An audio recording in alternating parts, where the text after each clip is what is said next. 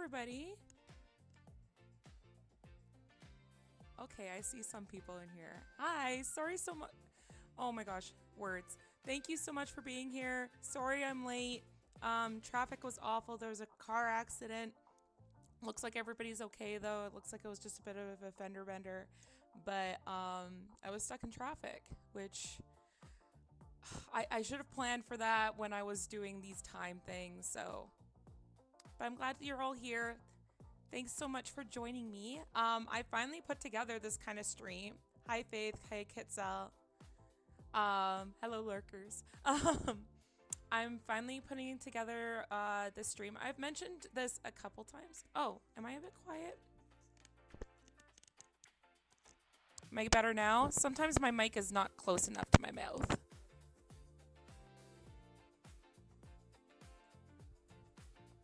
Is this better? Okay, no worries. Thanks for letting me know. Like I said, okay, so I wanted to kind of do this kind of stream for a little bit. So like way back, just to give it a little bit of context. Also, hi, my name is Celty. I'm really bad at these intros. I need to talk to Cove about that. Way to recycle Cove's excuse last stream. Hey, no, it's not that. There was an accident. I can't help that. Anywho, I just got in the door. I literally pressed start stream while I was still taking off my shoes. So you're welcome. Going back to what I was saying is that way back when I wanted to stream and I wanted to do all that, but I did not have a computer that I could stream from. Or like just in general play video games. I really wanted to be like, okay, well maybe I can just do Reddit stories because like I watch a lot of Reddit stories. I like listening to Reddit stories, and I like listening to other people's problems and giving my opinion. Like I sometimes when I do shipment in the morning at work, I put on Reddit stories and then me and my coworkers we just chat about it. Or with my ex, we used to like just watch Reddit stories together. And we would sometimes pause during the Reddit stories and like give our opinions and talk about it. So I was like, oh, that would be really cool to kind of do a stream like that. But then I got a computer where I was able to start gaming and everything. And then I was like, I don't know if people, I know there's a lot of React Reddit channels and stuff like that on YouTube. I have a few favorites myself, but yeah, I thought this would be a kind of a cool thing. I think it would be fun to do. I was talking to my coworker last week about it, and she's like, "Oh my god, you should just do it. Like, to hell with anything else." I'm like, you know what? You're right. Hi Mao. Looking forward to you trying this out. Thank you. Faith excuses. Miss you, Salty. Thank you, Rooker. Faith, it is. Oh my gosh, you're on a 3-stream streak. Thank you so much for joining us. Us. I'm not gonna refer to myself as more than one person. The royal we. But yeah, I'm excited for this. There's some Reddit stories here that I found that I was like, oh my god, I remember I read this a long time ago. But I wanted to go over it again. Or I just wanted to share because it's super funny. And then there's some that I have not read at all. So I guess we'll get started. Let me just get a drink of something first, because I'm going to be doing a lot of reading. But I hope that you guys are excited as much as I am. We'll see how this goes. If this goes well, then maybe I'll do it again. Give me your feedback on that. I'm still going to do video games on my own and everything. It's just that I was like, I don't know what video game to play. I guess I'm doing this. And I stayed up late last night looking for Reddit stories. I hope I have enough. But I think also the thing I like about Reddit stories too, and or like just like listening to people talk about them is that I usually just like clean my room or clean my apartment, or I'm tasking and doing something at the same time, and it's kind of like a nice thing to listen to in the background and be like either nodding along or be like, oh yeah, I know I agree with them. Like, what the hell? But I'm gonna like choose one from this list I curated for y'all.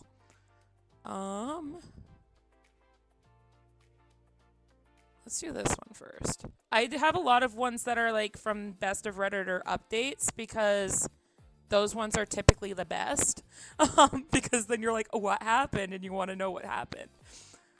But we're just going to jump right into it. I'm going to.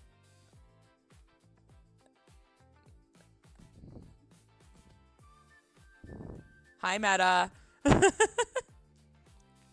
Okay, so this is from Best of Reddit or updates.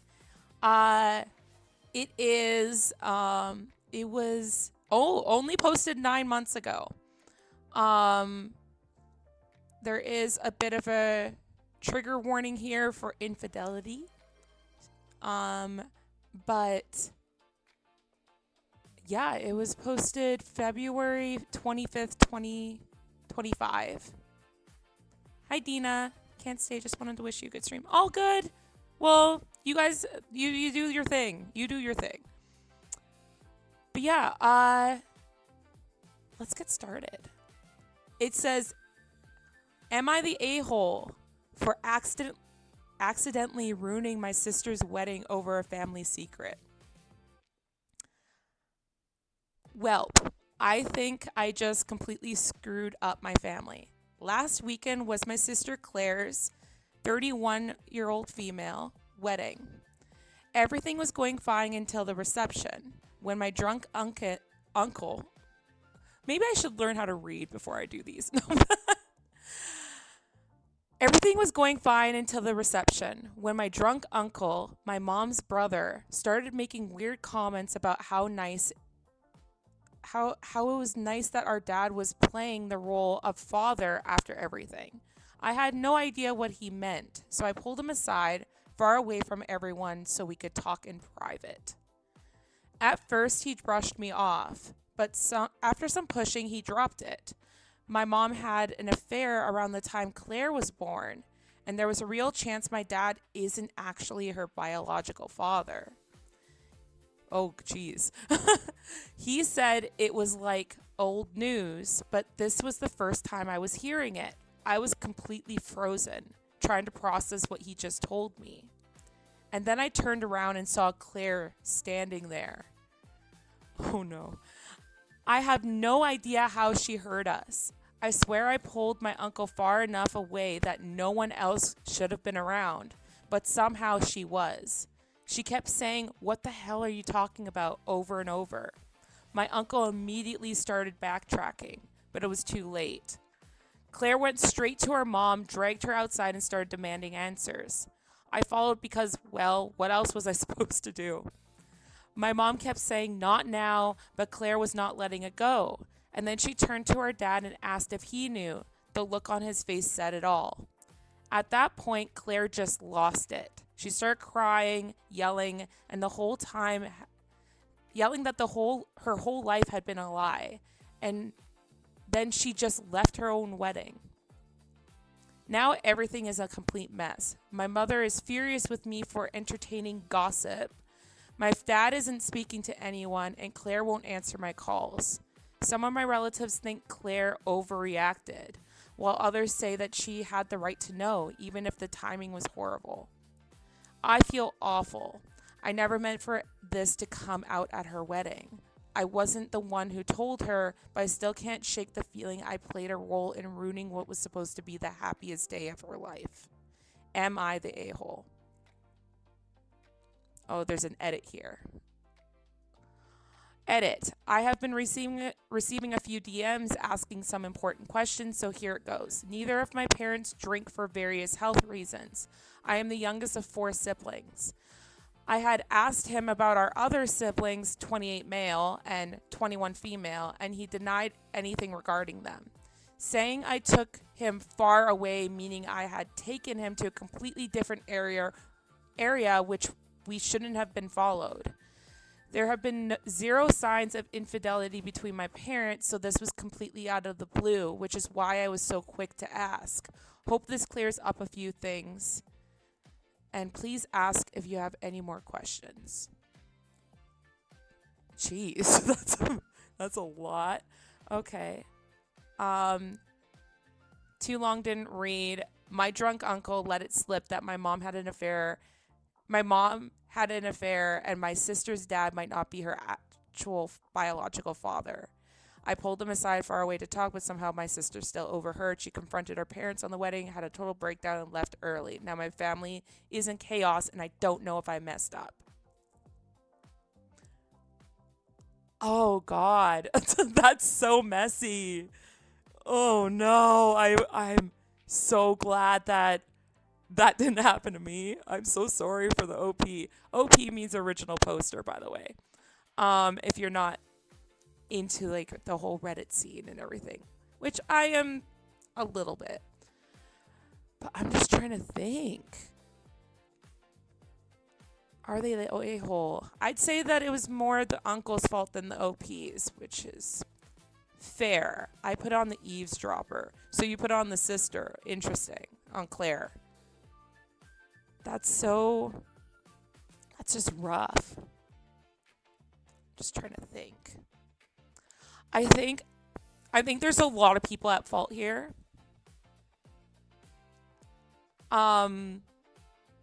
I think there's a lot of people at fault here. I think that it was, yes, like the drunk uncle was running his mouth. I understand that. But at the same time, I think OP shouldn't have, like, even if they are bringing them away from the wedding, bringing them far away from it and everything, why is that a conversation you need to have right now? Like, why do you need to have this conversation at the wedding? It's something that you could obviously put on the back burner and ask at a different time. It doesn't need to be asked at the wedding. I think it kind of like it would shatter if I'm talking from Claire's perspective, it would shatter my viewpoint of like, oh my God, I don't know who my real father is, and now it's my wedding, and like I think that like her crying and yelling about her life being a whole lie and everything, it's just like it's heartbreaking because like your wedding's supposed to be one of like the, well, I guess like a lot of people quote it's like one of the best days of your life. But I still think that OP was kind of in the wrong. Like, yes, you're curious and yes, you want to know. But maybe pull him aside and like try to sober him up a little bit, give him some water and like try to like figure out that situation, because like OP kept saying after he brushed me off, I did some pushing and finally got the information out of him. So why did OP feel like they needed to do that right then and there? If he's brushing it off, just let it go and then maybe talk to your sister after the wedding or after even the honeymoon. Wait for a second. Like, it's not something that needed to be discussed right then and there. That's my opinion. What do you guys think? Faith. Yeah, you follow someone who's clearly dragged someone away for a private convo. Yeah, for the same reason the sister, I want to know now. Her timing was bad, that's for sure. Yeah. But I see the sis as being nosy, wedding going on. Bride doesn't have something better to do than follow her sister and drunk uncle. That's true. I'm not married, but I think that if I was married, there'd be or like if I was like at my wedding, there would be so many things that would be going on that I wouldn't even know where to focus on. And even if somebody was being dragged away as like there was an issue going on and everything, I think I would want my friends or my bridesmaids to figure it out, or like even like the wedding planner to figure it out, because I don't want to deal with drama. If I ever get married, which I don't know if I will, if I ever get married, I don't want drama on that day. And like if there is drama, it's somebody else's problem. Like I'm supposed to be enjoying myself. It's kind of like a birthday party too. It's like you don't bring problems to the birthday person if you celebrate your birthday in a big way. if anything, if I was the bride, I would be like, hey, mom, can you go check out what's going on over there? Um, I'm dealing with this. I want to be with my husband, or I want to be with my wife, and figure that out. Um, so I think that they are the a-hole. I think that, like, yeah, I think they are. I think OP is like OP did not have to push the uncle and figure it out. Like, I understand that she didn't like do it right in front of her sister, but like you didn't have to um you didn't have to find out the tea at that point in time, right? Yeah, she didn't have to do it at all. Like, that's something that you can bring up. Oh my God, I just dropped something. That's something you can bring up at a different point in time, or it's none of your business. Um, I mean, like, if you were like curious about like if your father was the same and everything like that, or like if somebody else was the father, um, it wasn't a fork actually. Um, it was, what is that thing again? I don't know what. I'm trying to think what it is. I don't know what the name of that thing is. It's something to help your. It's like a shoehorn, I think it's called. It's like a metal one though. Because I'm trying not to wreck my runners. Because every time I'm super lazy when it comes to putting on my shoes, and I break the heels of my runners because I keep shoving my foot in there. So I got a shoehorn for that. But I haven't used it very often. It's the foot spoon. I love that. Um, yeah, I think OP is the a-hole, but there is an update. Um, let me see here. Where's the update? There you go.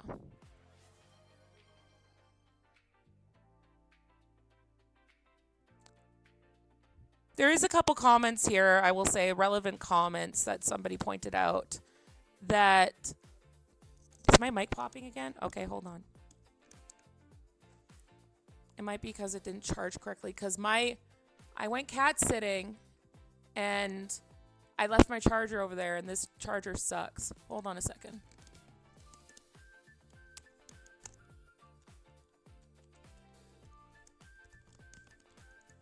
We're just going to leave it on the charger.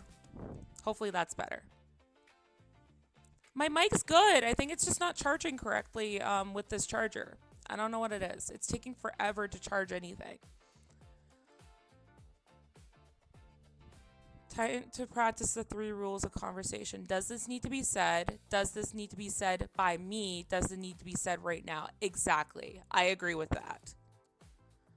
But yeah, relevant comments. Why are you the bad guy and not your uncle? Why didn't your mother get a hold of his drunk ass and contain him when he started his speech? And they voted not the a-hole. I don't know why I'm saying not the a-hole. I think it's because like I've seen other Redditors, people saying that. Not the asshole. What do you mean no swearing? I'm allowed to swear on my stream. Nah, I think a widescreen could help. Yeah, Faith, you're right. I also have the rule of what are you trying to accomplish by saying this? That's so true. Because like I feel like OP did reply to that comment and said, "This is why I'm asking Reddit. I don't know if there was something deeper going on between them, or she's trying to deflect blame and hide her own actions. It's so hard to try and put the pieces together. Once I know anything more, I'll reply again so you can read the update if there ever is one." Yeah, but you're still kind of trying to put blame on your mother. Like, your mother didn't bring this up at the wedding. Even if your mother did have an affair, which is wrong, we all agree that is wrong. It's none of your damn business, especially on like an event. You don't need to know who your sister's real father is on your sister's wedding. That's case in point. I'm gonna like see what they voted on. Did they not vote? Usually it says it right at the top.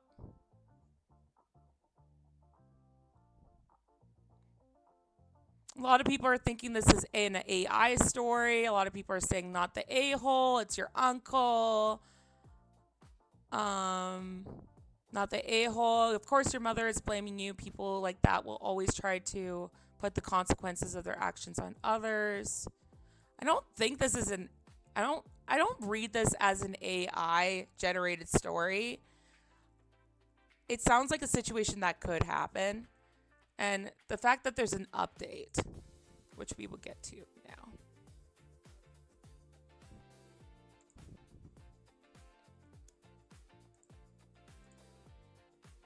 Those people are wrong. The big problem is Uncle NOP. Yeah.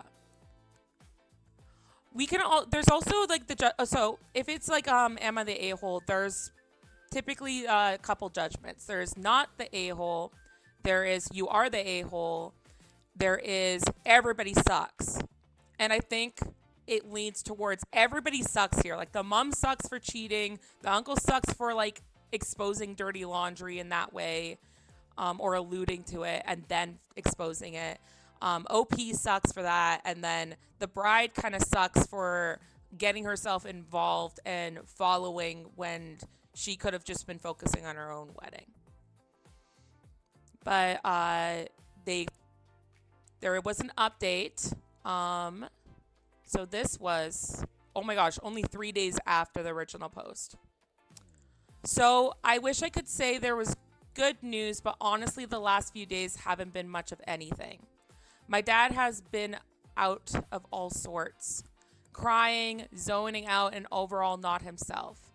Last night, he had a breakdown regarding everything that happened and cried to me. He thanked me for bringing it to light, but also scolded me for doing it at the wedding, which I could understand completely. So agreed that the father is right, and I also feel so bad for him. I know I should have waited for a better time to do it and honestly have no excuse for that. Good. My dad created a life 360 with me while he went to stay at a hotel just a couple miles away. I don't know what that means. He says he doesn't know how long he's going to be there for, but I know he's safe. Created a life for 360 with me. I don't know what that means. Sorry, chat. I've heard very little from my sister. I sent a long paragraph apologizing for everything and telling her my intentions were never to hurt her or ruin her day. She sent me back a paragraph telling me that it's not me she's upset at and that she honestly thanks me for bringing it to light since she's heard this since she heard his first comment too, and if nothing was said, it would have eaten her alive.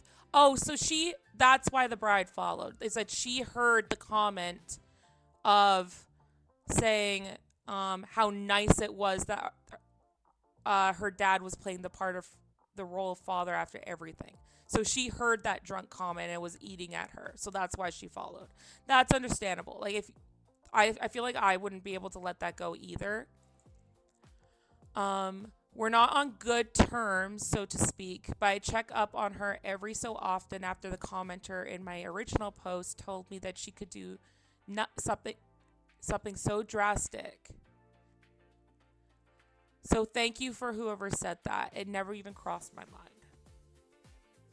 My mom and my uncle are a lost cause. They spent the last couple of days to argue with us, and it's not what it looks like. And now they're claiming that it was a harmless prank and it never meant to hurt or upset anyone or cause drama.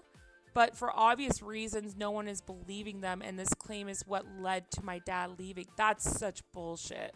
Sorry, I'm so mad about that. Like, that would be even if that was a harmless prank, that is very, very harmful. That is not a harmless prank. When I talk about having pranks at work and everything, it's just an inconvenience. It's like I put these empty boxes in front of the door so that people open the door and they're like, oh my god, like what the hell happened. And then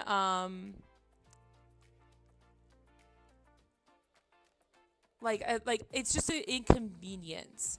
It's not, can you take a joke, bro, like Rooker said. You would never, ever do that at someone's wedding, too. It's like, hey, bride, just so you know, your dad might not be your father. Like, that's so, so awful. Oh, I'm so mad about that. No one is believing them, and this claim is what led to my dad leaving, obviously. I think he knows something else, but I'm not going to pry him for that just yet while everything's still raw. Sorry, this update wasn't much of anything. I just wanted to update people on what my sister's perspective is and how my dad's doing, since I've had a lot of people message me concerned. I understand people will have a lot of questions, and I'm willing to answer that the best I can. Some of the relevant comments, sounds like the dad didn't even know that the mom simply told the uncle, and others he knew that let me reread that. Sounds like the dad didn't even know, and that the mom simply told the uncle and others he knew and had forgiven her. After all the way, sorry, this is a really weirdly written comment. That's not me like stuttering over it. It's just like, there's not a lot of commas. After all, that way most people wouldn't bring it up again, and he would just accept that they can do it if he's chosen to father the kid. OOP says, from everything I heard, my dad has been completely oblivious to everything like the rest of us, but the second part is a very good point, and I'll have to try to bring it up if I ever get to talk to my mom about it. Another comment is, this would be a crazy plot twist, but is there any chance your mom cheated with your uncle? I can understand old resentments coming up while drinking, but if this has never been mentioned until the wedding, where your dad surely walked her down the aisle, sounds like something that hit a sore spot for your uncle, and all of this just isn't adding up. So sorry, Opie. That's what I was thinking. I was thinking like it was the uncle being like, oh, like that's great that you're like he's standing in as a dad when he's like questioning if he's the father. That would be so messy if it was. But OP says, this has been mentioned a few times, and I'm hoping it's not true since it's my mom's brother. Oh, no. No. That would be bad. However, your point is making me question it. Thank you for bringing it up this is a perspective I never thought of. Maybe no.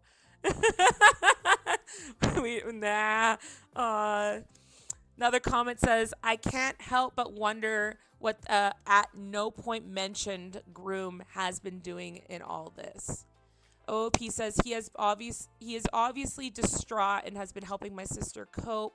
My sister and him have been having a very difficult time, obviously, so if I hear anything from his perspective, I will be happy to mention. I'm just seeing if I think that's the last of the updates, but I'm just double checking because this was in February.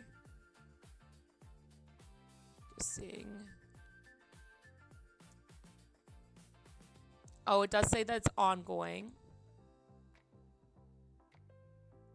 So I don't think there's any more updates, but like we're hoping that it wasn't a joke, because that's not a joke. And we're hoping that like the uncle is not the father. But I'm just looking at like a lot of people say not the a-hole, it was your drunk uncle.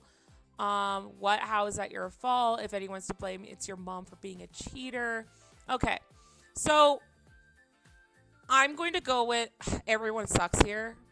Except the bride. I'm going to take that off the table because the bride, I think it would be driving me crazy if, it'd really be driving me crazy if, oh, sorry, I did not see that there was a bunch of things that you claimed, Meta. I will do all those in a second, because I was reading the story. But I still think that the sister shouldn't Or I'm assuming. Did they say what they were? They did not. Um. Oh, OP. We'll just go with OP. Um. I still think that OP shouldn't have taken upon themselves to investigate when it was the time of the wedding. I think that the uncle is an asshole for making that comment, even if he was drunk. I think the mother is sucks because she is saying like is she saying that it's either a joke or like obviously it's not, but like that she had an affair, so she's an a-hole for that. And then we have like the bride who just wanted to figure it out, right? Um Obviously the dad's not the a-hole either. But I still a lot of people are saying not the a-hole, but like I still think that like that was not the time and place for that. I still think that's a really crappy thing to do. But yeah, I just no. I think that's really dumb.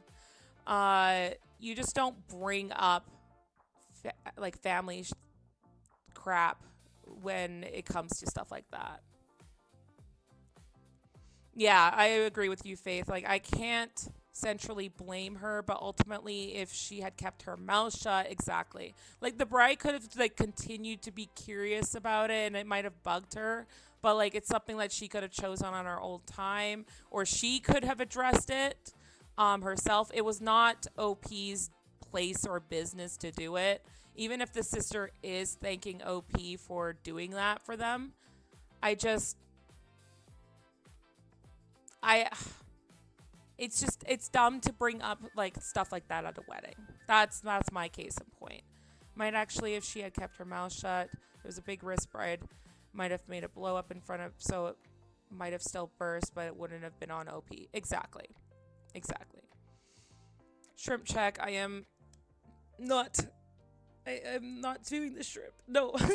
But I am stretching now and I'm going to hydrate, and I have stopped swearing since like a couple minutes ago. So I said crappy instead of other things.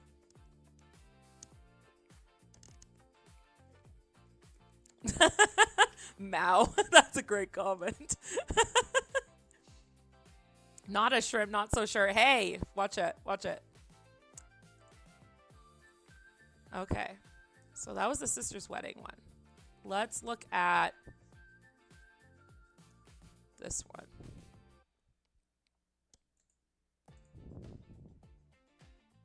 I know, I did the redeems. I hydrated and I stretched. Oh, I missed that one. I am cute. There. You happy? God damn, I hate that one.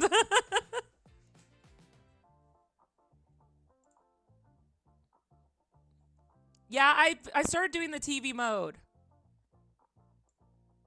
a couple minutes ago. I know that was redeemed 16 minutes ago, but like I started doing it a couple minutes ago. So, not swearing. Oh no, do I have to start again then? Damn it. Oh, okay, wait. Um Okay, I'm going to set a timer.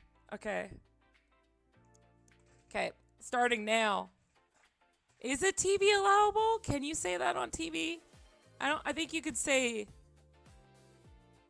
no. We're just gonna start now. Okay. Oh, this one's concluded, so this one is not ongoing, but it is also from Best of Redditor updates. I, 35 male, cheated on my wife, 36 female. She left without telling me anything. How can I get her back? Oh my god. Another Q. Oh my gosh. Also, NetGuy, thanks for watching 10 streams. Oh my gosh. I am cute. You guys good with that? There is a song dedicated to what is unsafe for. Oh, okay. I didn't know about that. There you go. You guys are fantastic. Oh my god. Okay. How can I get her back? It does have a warning for infidelity and stalking behavior. Um, just so you guys know. The original post was in August 4th, 2024. So quite a while ago. There are seven words you can say on the radio. Okay. I just had to put my chapstick on, okay? Doing a lot of talking this one. This is why I like doing these too. It's like you guys might learn a little bit more about me through my opinions, and like if I have a shared story, then I can like insert it there rather than just be like, what do I talk about now? But I also like hearing your guys' takes. I think we're all kind of on the same page. Like great minds think alike. Anywho. Oh no. Okay, so how can I get her back? Hi, Granddad. Hello. Granddad the Gray. Hello. Welcome to the stream. We are reading Reddit stories. But now we're on to the next story. I, 35 male, cheated on my wife, 36 female. She left without telling me anything. How can I get her back? I know. I'm aware of my faults. I know I screwed up. She and I had something beautiful. She is still the love of my life. We were together for 10 years, 2 dating and 8 married. But I made a huge mistake and cheated on her. It was just once, just one damn time. I'm allowed to say that. It's part of the story. Somehow, she found out. I never knew how because I haven't been able to talk to her since then. I guess she found something on my phone. I came home that afternoon as usual and everything felt weird. The house felt emptier. I quickly realized that her things were gone. I panicked. I started calling her over and over, but her phone just didn't even ring. I suddenly saw some papers on the table. She was divorcing me. Under the divorce papers, there was a note and said, "This is what you do with cheaters." Okay, I already love this ex-wife. But also the fact that he's like, just one damn time. One time is too many times. I don't think I'll, like, if I ever get into a relationship and they cheat, I don't think I'll ever forgive them because trust is such a fragile thing. And it's really, really, really difficult for me to trust somebody. I've definitely gone through so many instances of people backstabbing me or people hurting me because I've trusted them.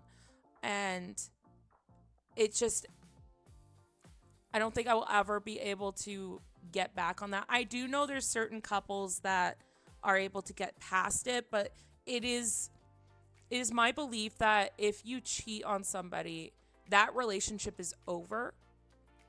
And if you are going to continue the relationship, you're not really continuing it. You're starting a new relationship.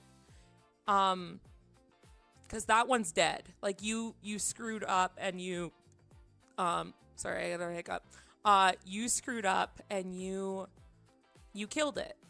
You killed it with your lack of trust. Like you killed it by hurting your partner. So you would have to start over. My mother has a friend where the guy cheated on my mom's friend, and he ended up coming back and he was saying, "I am so sorry." Like he did the work for it, and I quite like him. Like I think he's a great person, but like he is the first one to tell everybody, like, to admit his faults. He's like he was into drinking at the time and everything like that, which is no excuse, but he is the first to tell everybody, like, no, I ruined my marriage and I'm going to spend the rest of my life making it up to her because that was not okay, and I love her. But he put the effort into it, and a lot of the time it doesn't work. A lot of the time, like, I don't think I could do that. I don't think I could welcome somebody back into my life who hurt me that badly. But anyway, to continue the story, kind of went on a tangent. That was the last thing I got from her 2 years ago now. Of course, I called the contact information for her lawyer, who has been the only bridge between us, but he just told me that he was her legal representative and she didn't want to see me. I fought, I got angry, but in the end, her lawyer just told me that it would be better if I got my own lawyer. I didn't want to. I absolutely refused to accept that 10 years of a relationship could end like this. I know I have failed, but I always wanted to fix it. I know that she gave me the chance. I know that if she gave me the chance, I could make this that sweet and special girl I met 10 years more than 10 years ago fall in love with me again. I know that I can make her forgive me. After all, many couples go through similar things and get over it. Why can't we be one more couple in that statistic? Why, after 8 years of marriage, am I thrown away like garbage for a mistake? I don't deserve so much indifference. The word indifference, the worst thing that somebody can feel when it comes to this kind of circumstance is indifference. Feeling like when somebody gets mad at somebody, when somebody gets upset with somebody, that's one thing, but to feel nothing is just so, that's rough. I'm not trying to like be on this guy's side because that's he fucked up. I'm allowed to swear now, but he fucked up. But yeah, it's just not it's really to have somebody feel so indifferent towards you is really, it's rough. I haven't been able to see her or hear her voice in 2 years. 2 years of not being able to see or talk to someone you love is almost too much of a punishment. No, it's not. This situation has destroyed me emotionally, mentally, and even physically. I ended up consuming an unhealthy amount of alcohol, weeks of barely eating, not sleeping. I was a zombie for months. I was just functioning on automatic. I wanted to die, but I couldn't let myself die because I always held on to the hope that she would come back. My therapist says it's really hard when you can't get closure from a relationship because your mind can't process that relationship is over.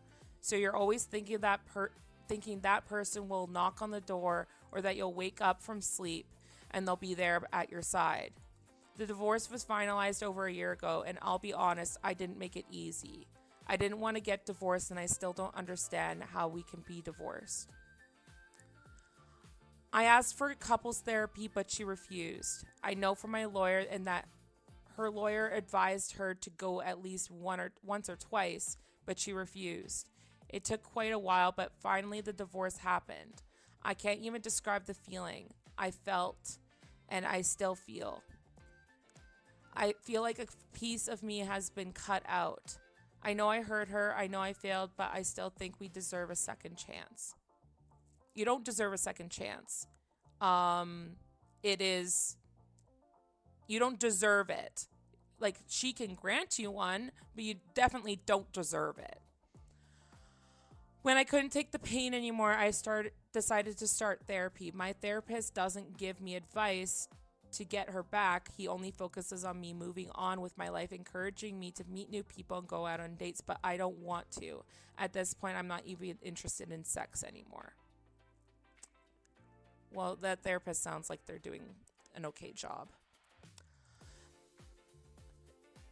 A few days ago, something happened that completely shattered me. I was having a few beers with my friend at his house. Let's call him Nick. We were both pretty drunk. I started talking about my wife. It's not your wife anymore. Like, you're divorced. I don't understand why you keep saying that. But it says, and he said to me, you should put more effort into getting over her. She's over you and happy having a life away from you. You should do the same and can't live in this self-pity all your life. Something in his words hit me, but not in the way he expected. He spoke with a lot of confidence that my wife, it's not your wife, that my wife is over me and is happy now. How does he know that? At this point, I got angry and started pressuring him to talk. He refused. I pressed as hard as I could. I cried. I begged him to tell me if he knew something. I needed to know something about her until he finally told me. His wife had been in contact with my wife for the last year. They were great friends, and I remember Sabrina, my friend's wife, being very sad about losing contact with my wife. The thing that my wife went the thing is that my wife went to live in Norway, got married to a guy there, and is about 7 months pregnant. I felt like dying. I literally felt like dying with this information. How could she do this to me? How could it be that while I was crying, getting drunk, missing her, and wanting to die every day, she was happily on the other side of the world, getting married, uh, fucking, and getting pregnant by another guy? How could it be that she didn't have a child with me in the many, many years to at this point that I thought she was infertile? But she got pregnant by this new guy so easily. Where did this guy come from? I have no answers for absolutely anything. And I feel like I can't go on with my life without these answers. The only thing I can think of is that she had revenge sex with the first Norwegian guy she came across and got pregnant and decided to keep the baby. Or she was happy. Or she found somebody and she got over you. Maybe she got married because she wanted to stay in that country legally. And I guess, like in most countries, getting married is a good option for that. I don't know. These thoughts are killing me. I refuse to think that she's in love with him. I need to contact her. I need to talk to her. I need to know what's going on because she acts like our 10-year history and 8-year marriage is nothing to her. I need advice on how to act. I feel the impulsive travel to where she is and look for her. But how could I do that? I don't know what city she's in. I don't know where she lives. I don't have the number to contact her. She closed her social media. Her family is small and they don't live in the same country as me. And all of them blocked me. I'm totally lost. I don't know what to do at this point. I still want her back. Yes, even pregnant. I feel like this is a nightmare. I need to wake up now. Oh, there's an edit, but like... We'll go through the edit first, and then I'll look at what you guys are saying in the comments. But in the chat, I should say. Edit. I read almost all the comments, and when I say I almost really, sorry, no comments again. And when I say almost all, I really mean almost all. It's hard to process all the crap that's been said to me. I feel like you guys forget that you are talking to a normal person and not an inanimate object. I thought I might find more empathy by sharing my story here. Just 2 people feeling empathy towards me in the comments made me feel better. I'm not looking for validation or for anyone to say that what I did was okay. I know it's not, and I have to live with that daily. I will try to respond, but of course I'll never be able to respond to all the comments here. I guess none of you know what it's like to have a broken heart. Sorry. And not be able to get over a person. You don't decide who you love, and you don't decide when you get over somebody. It happens when it happens when it will have to. Those who doubt my story, unfortunately, it's real. I would love this to be fake, but sadly, it is not, and I have to live with this mess every day. Oh my God, this is a long-winded guy. Everyone assumes she's happy now. I don't know. I mean, how do you know? I haven't seen her in 2 years. I haven't had any idea if she's happier or not. Being pregnant doesn't necessarily mean happiness, and being married doesn't either. We just don't know the circumstances of this marriage. Maybe she got married because she was pregnant and felt alone in a country where she has nobody, and she just wanted to hold on to the other guy. Of course, I blame myself for this. This wouldn't have happened if I had been a better person and a better husband for her, but unfortunately, I can't change what I did wrong. The only thing I can do is try to make it up to her, but how do you make it up to someone who doesn't want to give you the chance to do so? Some people say she doesn't owe me a second chance, which is true. They're right about that. That was hard to read, but I understand that maybe she doesn't have to. I never openly blamed her for the infertility issues. It was just a thought. We both went to the doctor in both cases. The test revealed everything was fine. I never understood why we couldn't conceive and thought she was infertile. It did cross my mind, and of course, the idea that I was too, but in most cases, infertility is due to the female factor. I don't think that's true. Maybe that's why I thought that. Horrible things were said to me, said like I would hurt my ex-wife if she were here. I never physically hurt her, and I never will. I'm not an abusive person. I'm not a monster. No, it's hard to empathize with me. I know I screwed up, but I'm not a monster or a narcissist. Sounds like you are a little bit, because it's very much like talking about he's not he's taking accountability, but he thinks that does she should give him a second chance because he's owed one. Some people say that I never loved her, otherwise I wouldn't have cheated on her. This statement doesn't seem fair to me. You think you can kidnap the concept of love and tell another person what his real feelings are. You think you are inside my head or my heart. Only then you would know what I feel. You can't tell me I don't love her. There hasn't been a day since she left that I don't regret it. Nobody can tell me this isn't love. It sounds more like he's obsessed, not that I don't know. He's right about that. Like, we can't tell people what they are feeling.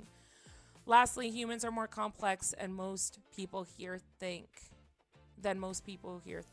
Just because I cheated on her doesn't mean I don't love her and I don't have feelings. I called what I did a mistake because how else would I call it? The thought of accepting blame is accepting that it was my mistake. But everyone here take those words as if I'm trying to twist the situation. Then that's not the case. You've completely twisted my words. I know how much I hurt her. Maybe in my post I'm focusing on myself because I never was able to explain myself to her.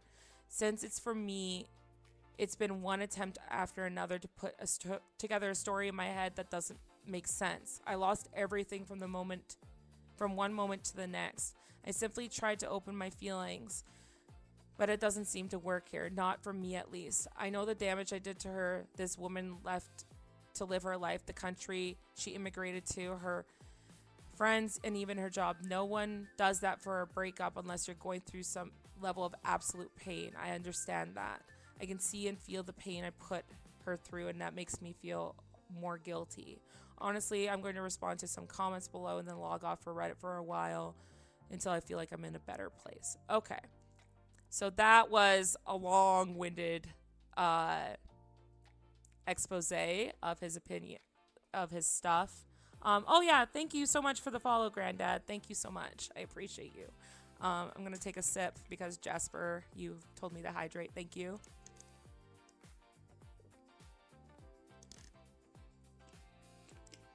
This guy isn't just the a-hole, he's a damn Stewart.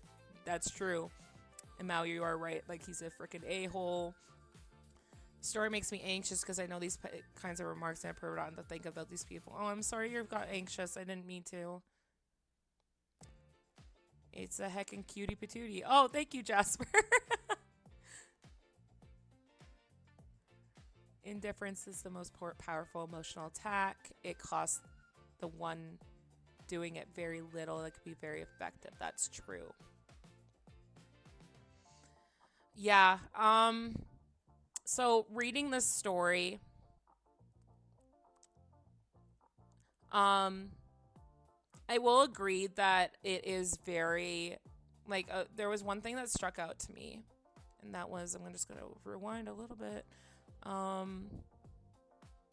Something that the therapist said is that, that it is very hard to close a door that feels like it's still open. Just trying to find like the exact wording.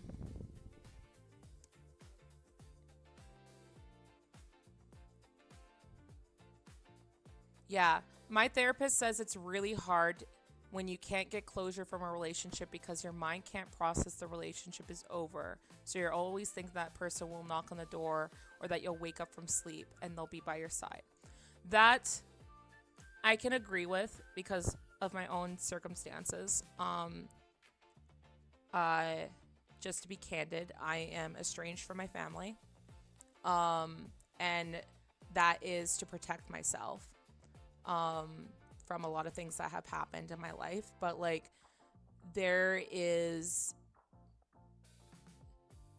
it took a long time for me to come to the terms of like a relationship being over because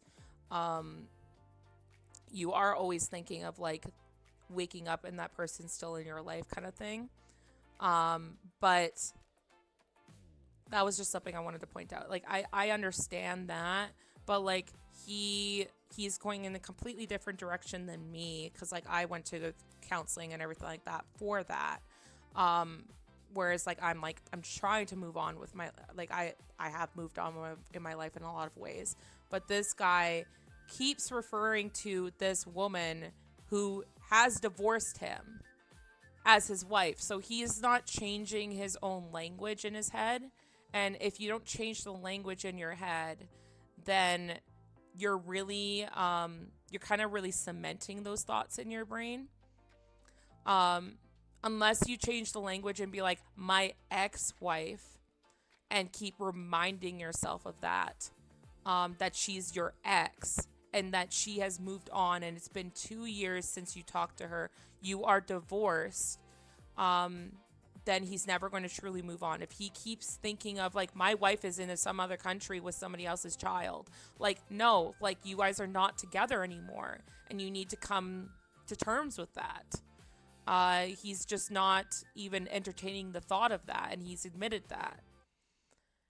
And he is also just saying like, everyone assumes she's happy, just like Faith mentioned in the chat. It's like saying like, I mean, you don't know, like, it doesn't matter. She's moving on with her life. Even if she was unhappy, she went through something traumatic, because like, being cheated on can be traumatic in a lot of ways. She was in love with this guy for 10 years, sorry. They were in a relationship for 10 years, married for 8. And then, so she still has some wounds to close for herself, but like, maybe she got married because she truly loves this guy. And maybe she's like having a better life now because she's with somebody who appreciates her. And yes, I believe that you can still love somebody and cheat on somebody, but like, you screwed up. It's as simple as that. Like, you cannot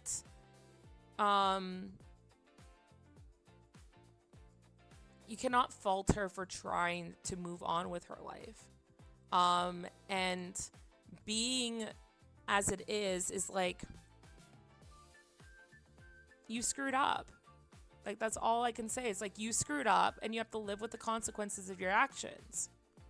And that's what it is. Like, you really have to like figure that out.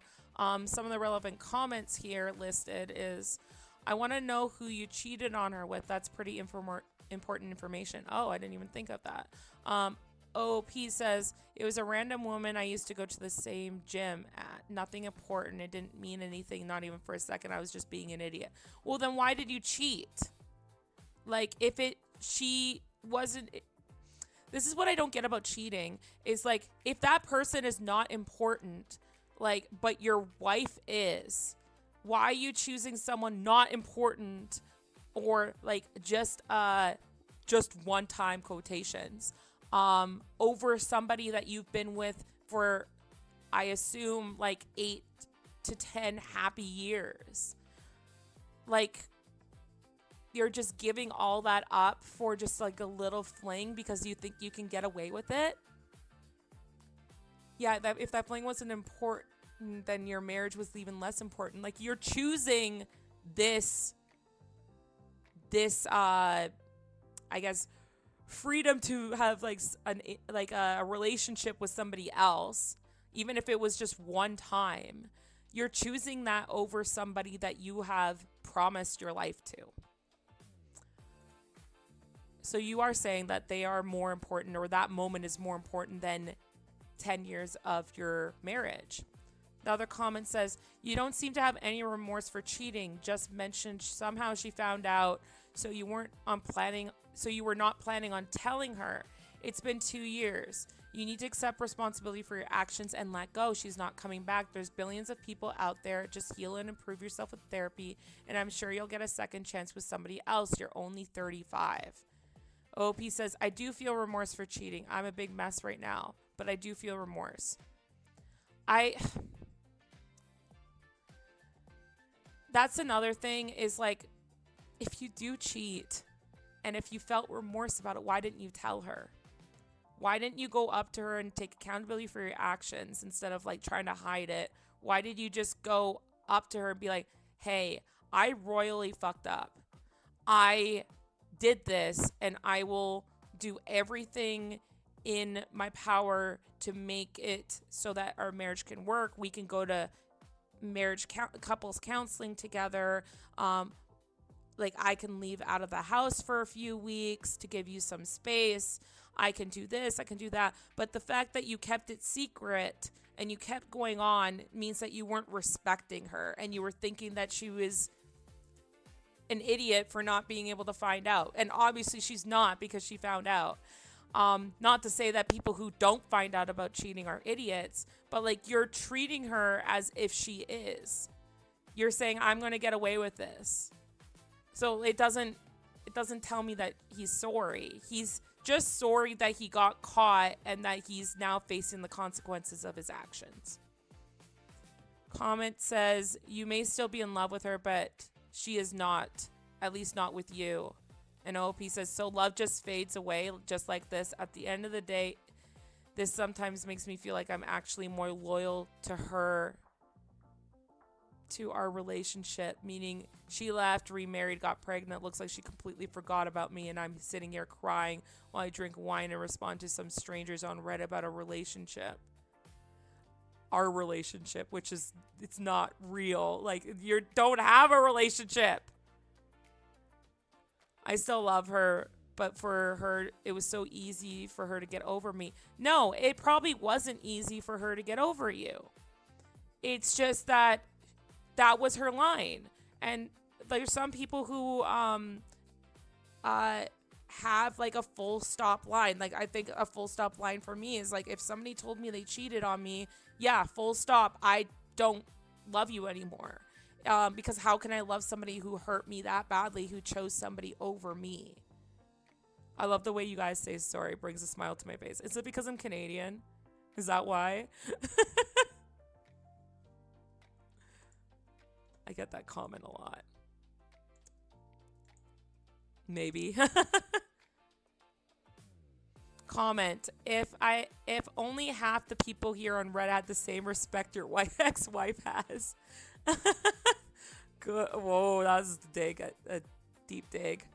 But OP says, I don't blame her. I understand the pain I caused her. But I also think there are many couples who go through this and move on, especially if it was just one time. It doesn't matter if it was 50 times or one time. That's still not okay. I never had a side relationship for months. I didn't cheat on her with multiple women. I didn't even get another woman pregnant. I didn't cheat on her with her friend. Cheating is wrong. But when are you going to put me on the same level as a guy who cheated on his wife for years, who cheated on his wife with his sister? It's not an excuse, but I'm asking for some coherency here. No, like, whenever you say a phrase like cheating is wrong, but everything that comes after that means that you're negating the first part of that sentence. You're saying cheating is wrong, but this is why it's not wrong with me, at least. Like, you're not better than somebody else. Cheating is wrong and that's it. Exactly. Thank you. So there is an update. Oh my God. Well, thankfully, it's not as long as the other one, but I think we're kind of done with this guy. Like, of course he's the a-hole, and of course, I know this is not am I the a-hole post. I think it was posted to relationship advice. But yeah, like, you could I cheated, but at least I didn't do something worse. Like, you could say, I cheated, but at least I didn't kill somebody. Like, no, like, you can't equate that. Like, it's your wrongdoing. It's just like, I killed a guy, but at least I'm not a serial killer. Like, there's always going to be something worse. You just have to take accountability for your actions. And, like, you don't compare your problems and your situation to other people's, because otherwise you can keep going down the line, right? Okay, so this was 2 days later after the original post. These days have been very strange at times. Oh my God, I hate when people don't use commas. These days have been very strange. At times I feel numb and others desperate. A lot of things have happened. I want to start by answering something and then I will update. Oh my God, here we go. Some people asked why Norway. I don't know exactly, but she's a polyglot. I don't know what that is. What's a pilot? Polyglot. I'm gonna figure out what that is. We're going to search that. It's just a person. A polyglot is a person who can speak multiple languages. Okay. She speaks 6 languages. Many of these languages are connected to cultures that she always liked. Norwegian is just one of them. She has always been interested in Norwegian culture. She has been there before, but she is also interested in other cultures and speaks other languages. So for me, it was never an indicator that she might have gone to this country. Wow, like 6 languages. Good for her. Regarding the updates, the first thing I will say is that the post reached some people in my circle. Oh no. Well, good actually for him. But like, this is where I get scared. Like, if I ever I've never posted on Reddit, but if I ever posted on Reddit, I'd be scared of it reaching people just because like certain situations like this are so specific. But yeah, Sabrina's sister is on Reddit and she knows who's Sabrina. Oh, it was Nick, the friend's wife. Okay. Sabrina's sister is on Reddit and she knows the story and realized it was me. She told Sabrina. Sabrina's angry at Nick for revealing information. Nick is angry at me for posting on Reddit and because he says I pressured him to talk. Well, you did, but Nick didn't have to expose that. He could have just left the bar, honestly. Or like I think they were drinking at home. But anyway, he could have just left. I am angry at both of them for being 2 a-holes who watched me suffer for 2 years and decided not to help me. No. Okay, I'm pausing here. They're not being a-holes for watching you suffer. They have no obligation to tell you what's going on with her. And also, they're being friends of being like, hey, you probably don't want to hear that she's happy with somebody else. So we're not going to tell you. And it's not helping your progress. Sabrina could have given me my ex-wife phone number a long time ago. Okay, well, it's good that he's using ex-wife. He was using just wife at the first post, so it looks like there's a little bit of a language change. But Sabrina could have given me my ex-wife's phone number a long time ago. She's not obligated to do that. But she decided to prioritize her friendship with my ex instead of helping 2 friends mend their marriage. Meanwhile, no one cared about my feelings. I'm done with them at this point. Oh my God. She probably asked them not to share that. Jesus. Like, you have to respect her for making a boundary. Regarding my ex-wife, I've been thinking a lot and she can't just desperate. What is that word? Sorry. I think he was trying to say she can't just disappear. I think that's what it was. I convinced myself that if I searched hard enough, I would find something related to her. I follow some of her relatives from a fake Instagram account. Oh my God, this guy. But I never found anything related to her. I searched a lot, really a lot, and found a name that I had seen before, but it hadn't caught my attention until then. It was a lady with a name that is not typical to the United States or my wife's country. She is not American. And a very strange last name. I went to her Instagram profile and she had no pictures of anything except a small profile picture that you can barely see. I decided to look her up on Facebook and found the same lady with the same profile picture. Only her Facebook profile is quite open and she is indeed a lady from Norway.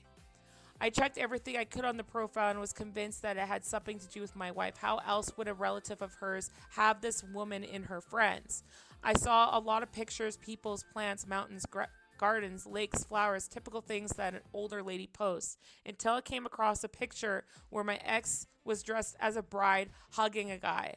I had to translate the text. The lady was congratulating her son on his wedding. There were a few more pictures, not many, but there were even some members of my ex's family in the wedding pictures. The dates on the pictures were from a year ago. A year ago, she married this guy. I don't understand how it could happen so fast. When did she meet him? I honestly thought that she got married right after she got pregnant, not before. This baffles me even more. After that I found another picture. It was a group picture, and she was far away, but of course I recognized her. The same guy was with his hands on her shoulders, hugging her. This picture was from February 2023. To be clear, she left in May 2022. How is she with somebody in February 2023? Only 9 months, and she already had a stable enough relationship that she introduced her to his family. That he's introduced her to his family. What the hell's going on here? I feel like I have gotten even more questions in my head now. I know I shouldn't be upset, but I am. I know I lost her because I was an idiot, but it's hard to get this feeling out of my head right now. Anyways, to those who imagine this fantasy that my ex is with some Norwegian Chris Hemsworth, let me tell you, it's not that. This guy is too tall, too blonde, too pale, hair too long, and kind of chunky, to be honest. Oh my god, he's just trying to rip this guy apart because he's jealous. He looks more like an old cartoon of Vikings, and he is definitely not Chris Hemsworth. I managed to find his Facebook profile, and he has almost nothing there. His profile says he's an engineer who wears metal band t-shirts at 38. I don't know how to take it because I'm an engineer myself, just in a different field. Why would you look for a man with the same profession as me? My wife, oh, he's going back to the wife thing. My wife has always liked heavy metal, which I always found nasty, but never complained. After all, your partner doesn't have to have the same musical tastes as you. I mentioned this because maybe that was the way they connected. She used to connect easily with people who liked the same taste of music. I don't know, but I honestly look at it and think, where did she get this guy from? I mean, he can definitely do better than this. What? He can definitely do better than your wife? No, what the hell? The pregnancy thing still messes with my head, and I try not to think about it. I can't understand it. I'm not infertile. Just like the comments suggest, I have been to the doctor and I know I'm not, but God, it kills me to think that she's going to have another man's child. I don't get it. I feel like this is beyond anything I ever imagined. And no, I'm not going to Norway. I'm not going to try and contact her. I still want to see her and talk to her, but obviously can't force her to do that. I have too much to deal with right now and too much to talk about in therapy. If by any chance this post reaches my ex, I want you to know I still love you. Oh, God.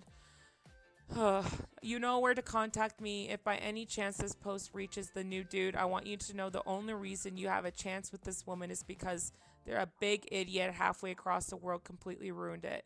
You most probably met a woman who's probably very broken from her divorce. You took advantage of her situation and trapped her with a baby. You don't know how to play fair. Also, Sabrina and Nick, F you. Oh my God, this man. Oh my God. This guy. Guys. This is awful. Are you kidding me? Oh. That's just bad. That's just really, really bad. Oh my God. Yeah, no. Yeah, he starts stalking her.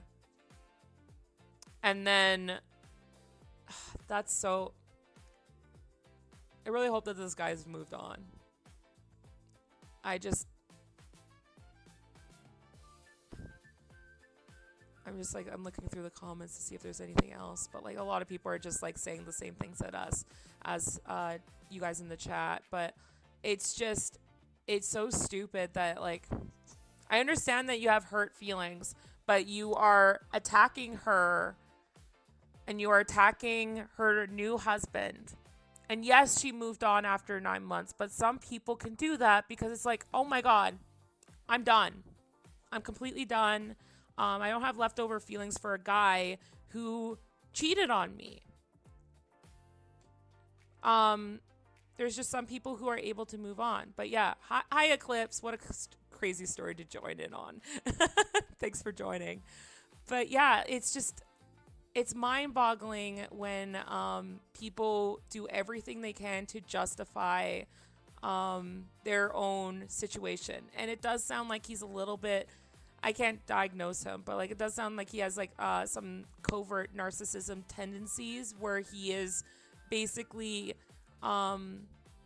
pity me and throwing a pity party for himself because he's in pain.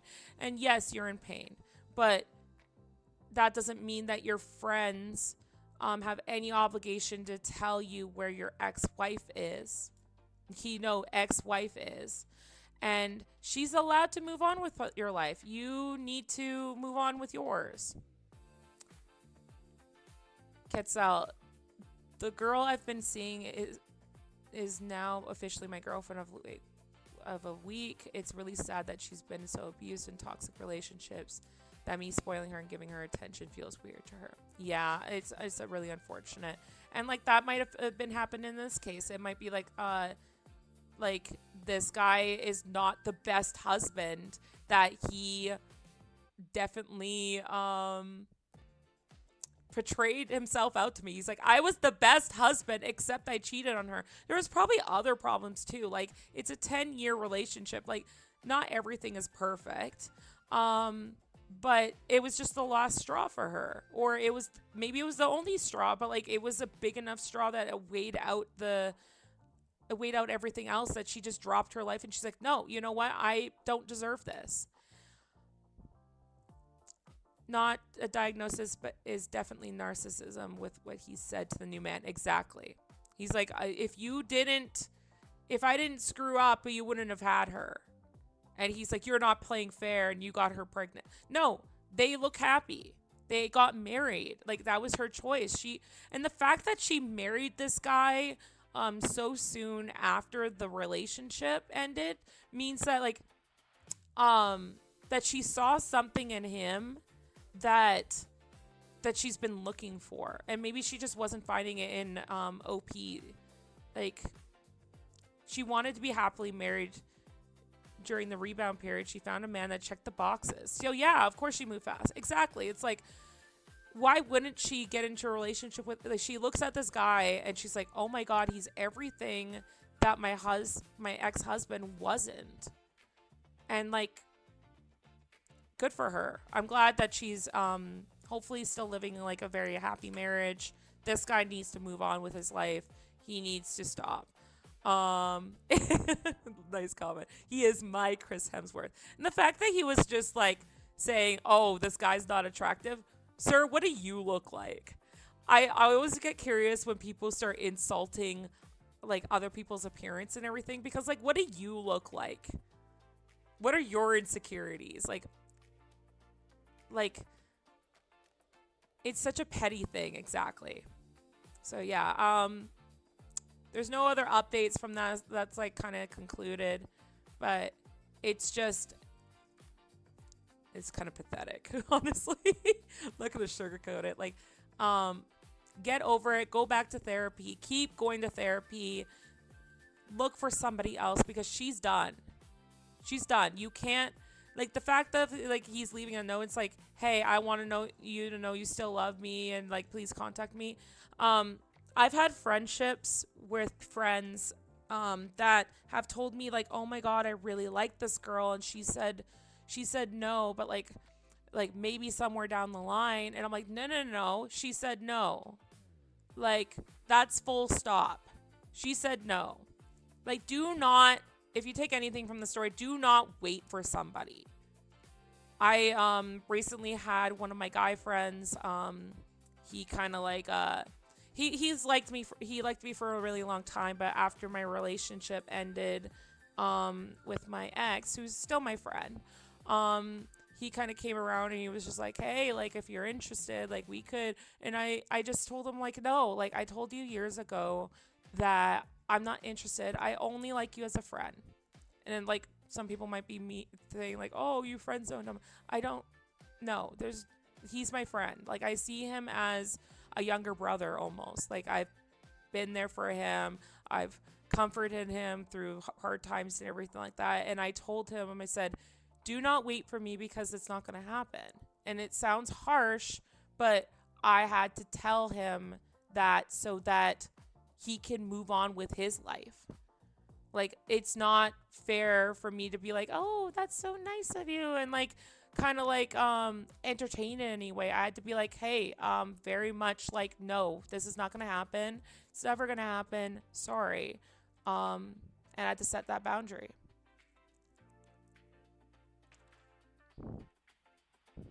Yeah. Don't ever drag someone along. Okay, there's a funny story here. So we're gonna do this one to kind of like lighten it up a little bit. How are we doing on time? We're fine. We're fine. We might go a little bit over just because I was 10 minutes late. Not just specifically with this story, but I probably will end at like closer to 7 Pacific Standard Time just because I was a little bit late. But I hope you guys are enjoying the stream. I'm like really interested. Like I love that you guys are being so chatty in the comments. Or hey, maybe he shouldn't find someone else. But okay, heck, sometimes it's better not to be in a relationship. Exactly. Sometimes it's okay not to be in a relationship. I broke up with my ex last year, and I'm too busy. I'm too busy to date, y'all. Like, I'm doing like full-time work, and then I do this as part-time almost. If you think about like part-time being like anywhere from like 8 hours and up. Like, I do this part-time like 8 to 10 hours a week. I work 40 hours a week. I want to grow I want to grow my channel. You guys have been amazing with that. And and we want more salty. Oh, you guys are so sweet. But like, those are my importance right now, especially when I'm in like the busy retail season. I don't have time to date right now. Maybe in the new year, but also dating is scary, y'all. Dating is scary. I'm one of those people who needs the tag team to help heal and heal other person. I have the happiest weeks in the past. Oh, I'm so glad that you're happy. But yeah, like, it's fine. Like, if you're happy in a relationship, good for you. If you're not happy and you want to be on your own, that's fine too. Like, I have my old roommate kind of was just like, I like my own space. I like me and my cat. I'm like, good for you, girl. You do you, right? Before we start this next story, I'm going to take a drink.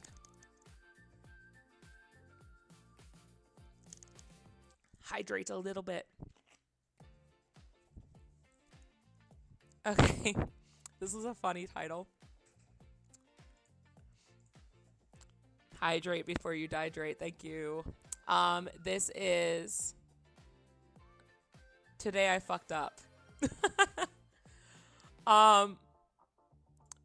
This title makes me laugh already. It's called Today I Fucked Up by Throwing My Steak Out a Window. Okay. Oh, didn't mean to click that. Today I fucked up by throwing my steak out a window. Last night, my wife's boss from her brand new job invited us over for dinner. On the drive over, my wife reiterated many times to me just how important it was to make a good impression. Also, it looks like the OP is male. Okay.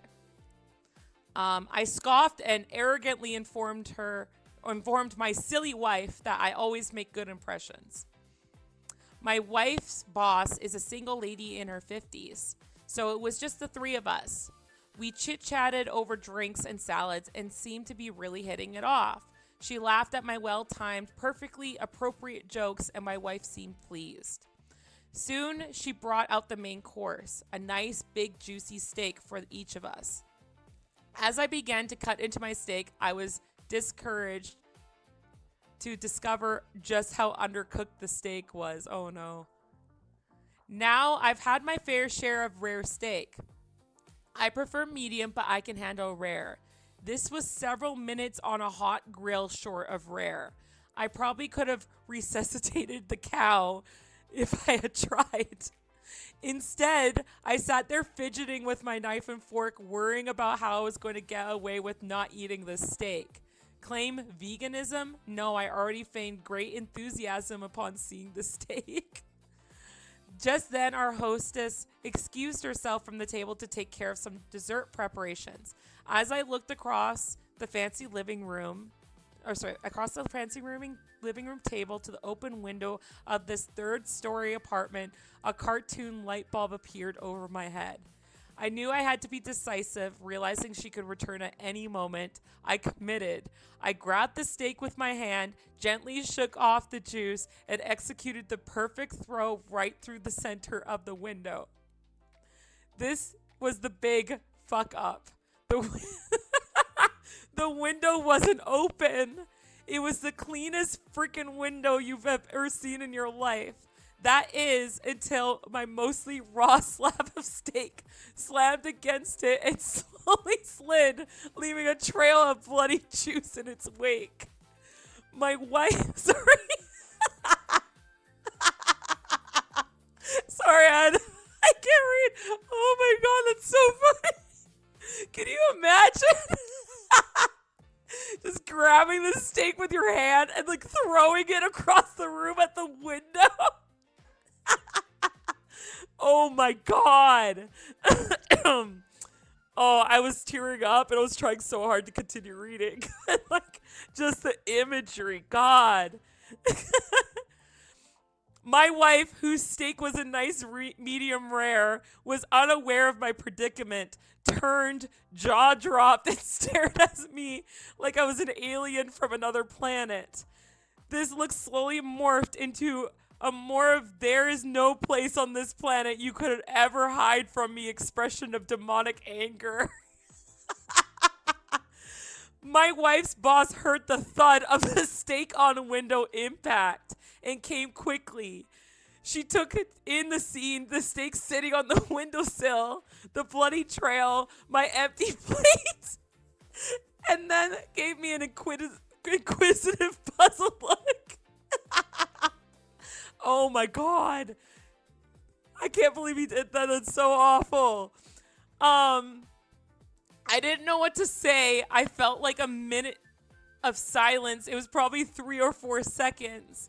Finally, the best I could manage was, I'm sorry. I'm such a klutz. I don't know. I was cutting it and it just slipped. Just ask my wife. Oh, don't bring your wife into it. I really am a klutz, right, honey? No help coming from that direction. I will clean this up. I can't believe this. I am so sorry, etc., etc. Oh man, that's such a fuck up. Oh no. Both women continued to stare at me like I had escaped from the loony bin, but as I smeared the blood around the window with the cloth napkin, dusted off the steak, and continued to mutter incoherent explanations. I knew no one was spying this story.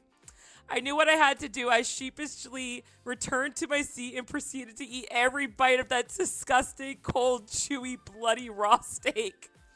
I remained pretty quiet the rest of the evening. My wife's only 2 words to me since the incident are, "I'm fine." Too long, didn't read. I tried to sneakily throw my undercooked steak through an open window, openly to find it wasn't open. Oh my God. Can you imagine the drive home? Could you imagine that? Like, driving home from that dinner, I would have just like sat in the parking, like if I was OP's wife, I would have just sat there and looked at him and been like, what the fuck did you just do? And I don't think I would have been able to stop myself from laughing. Oh my God.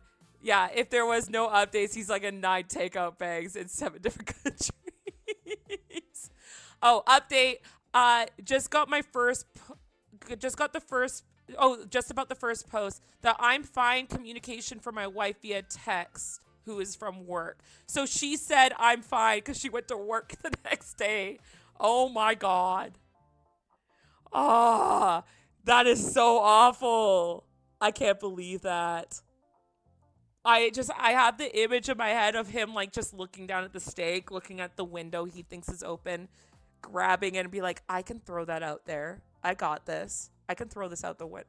I just have to throw it out the window. Also, like, what are you going to do if it just, like, you didn't know if there was, like, a fire escape out that window? There's just going to be a stake there. She would have found it. Or, like, you throw it and it goes into somebody's backyard. Like, imagine he hucked it hard enough it shattered the glass. Oh, my God. But the fact that, like, he threw it at the window and he thought it was open, so he threw it with force. And it just, like, the boss heard it from the kitchen. It slammed against the window and just slid down slowly. And then he goes over and he's like, I'm sorry, I'm a klutz. And then picks up the steak, rubs all the bloody juices all over the window. Sits down and eats the thing. Oh my God. Like, it might have insulted the woman, but a much more sensible thing is simply be like, oh, excuse me, I prefer medium rare. Yeah, exactly. Like, you could have done so many things. Or you could have been like, you know what? I don't know what it is, but my stomach kind of hurts. Like, do you mind if I take this home? Because it looks so good. There's so many things he could have done.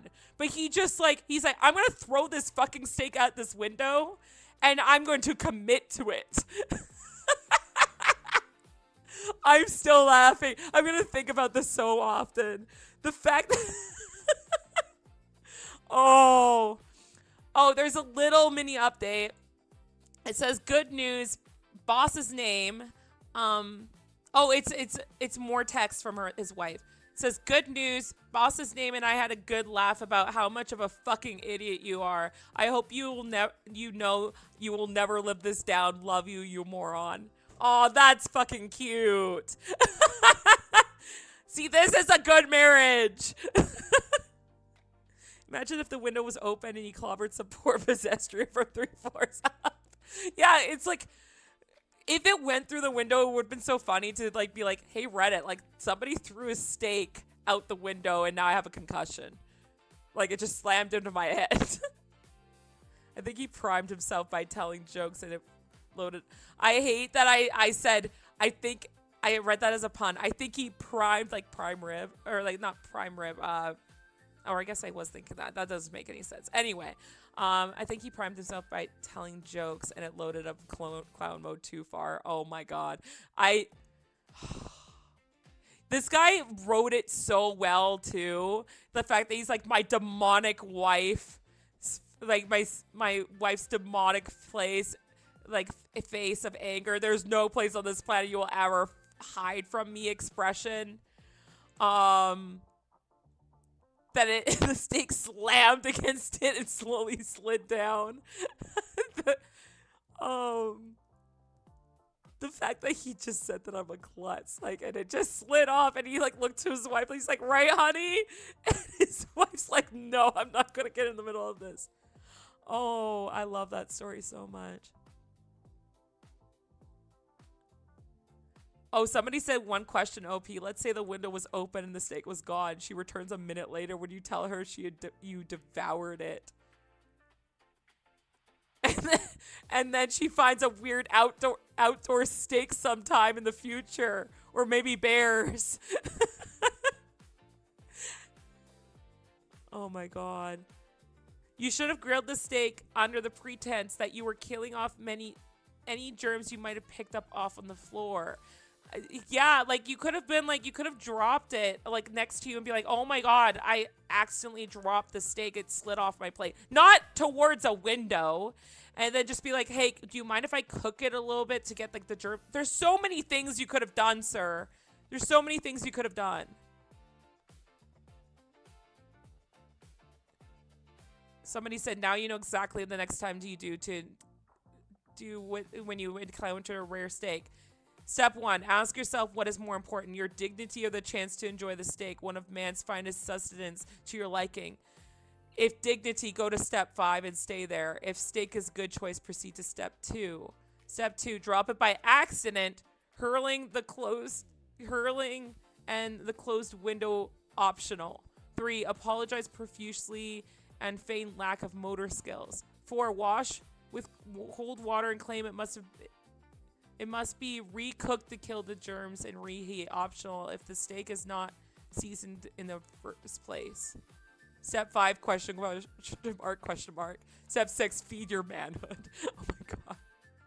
Somebody said, you have to go full Gordon Ramsay and shout, what the fuck is this? This steak is so raw, it's eating the fucking salad.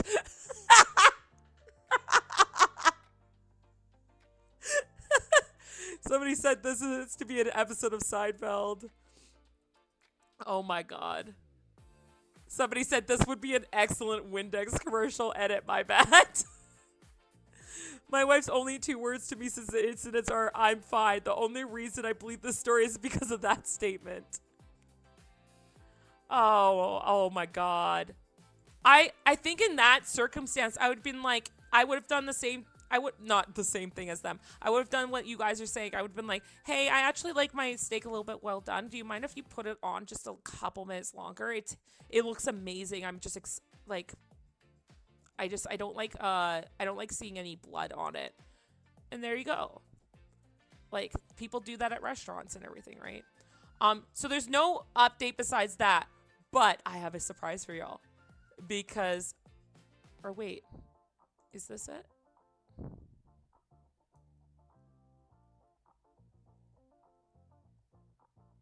Oh my god. Okay, so yeah. There is a kind of a semi update, but it is only that it is from the wife's perspective. I'm so excited. Because that's what I'm imagining the whole time. It's like looking over your shoulder and be like, what the fuck did you just do? Also, this story, how many years ago was this? Oh, this is an old story. This was 10 years ago. I bet they still laugh about this. But yeah, this is from his wife's point of view.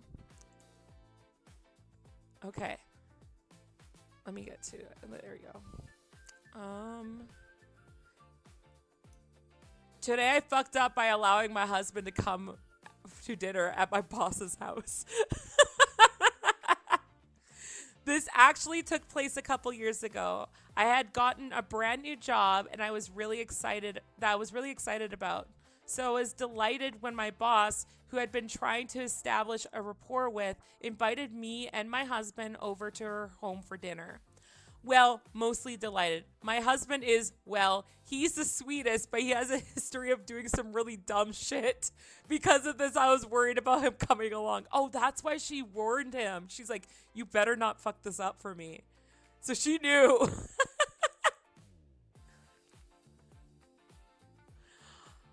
By the time the day of the dinner arrived, I had become so anxious about it that I actually floated the idea by my boss that I wasn't sure he would be able to make it.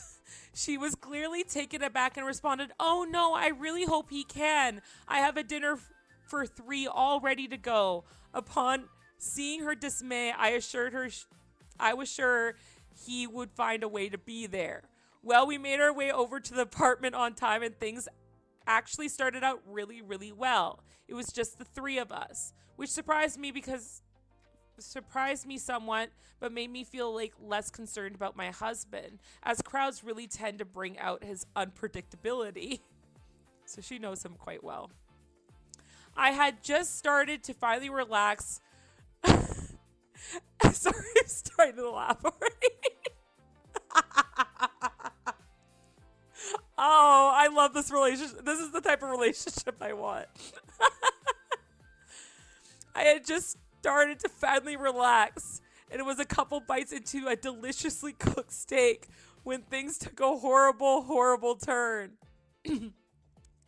My boss had stepped into the kitchen to check on dessert when I noticed something out of the corner of my eye.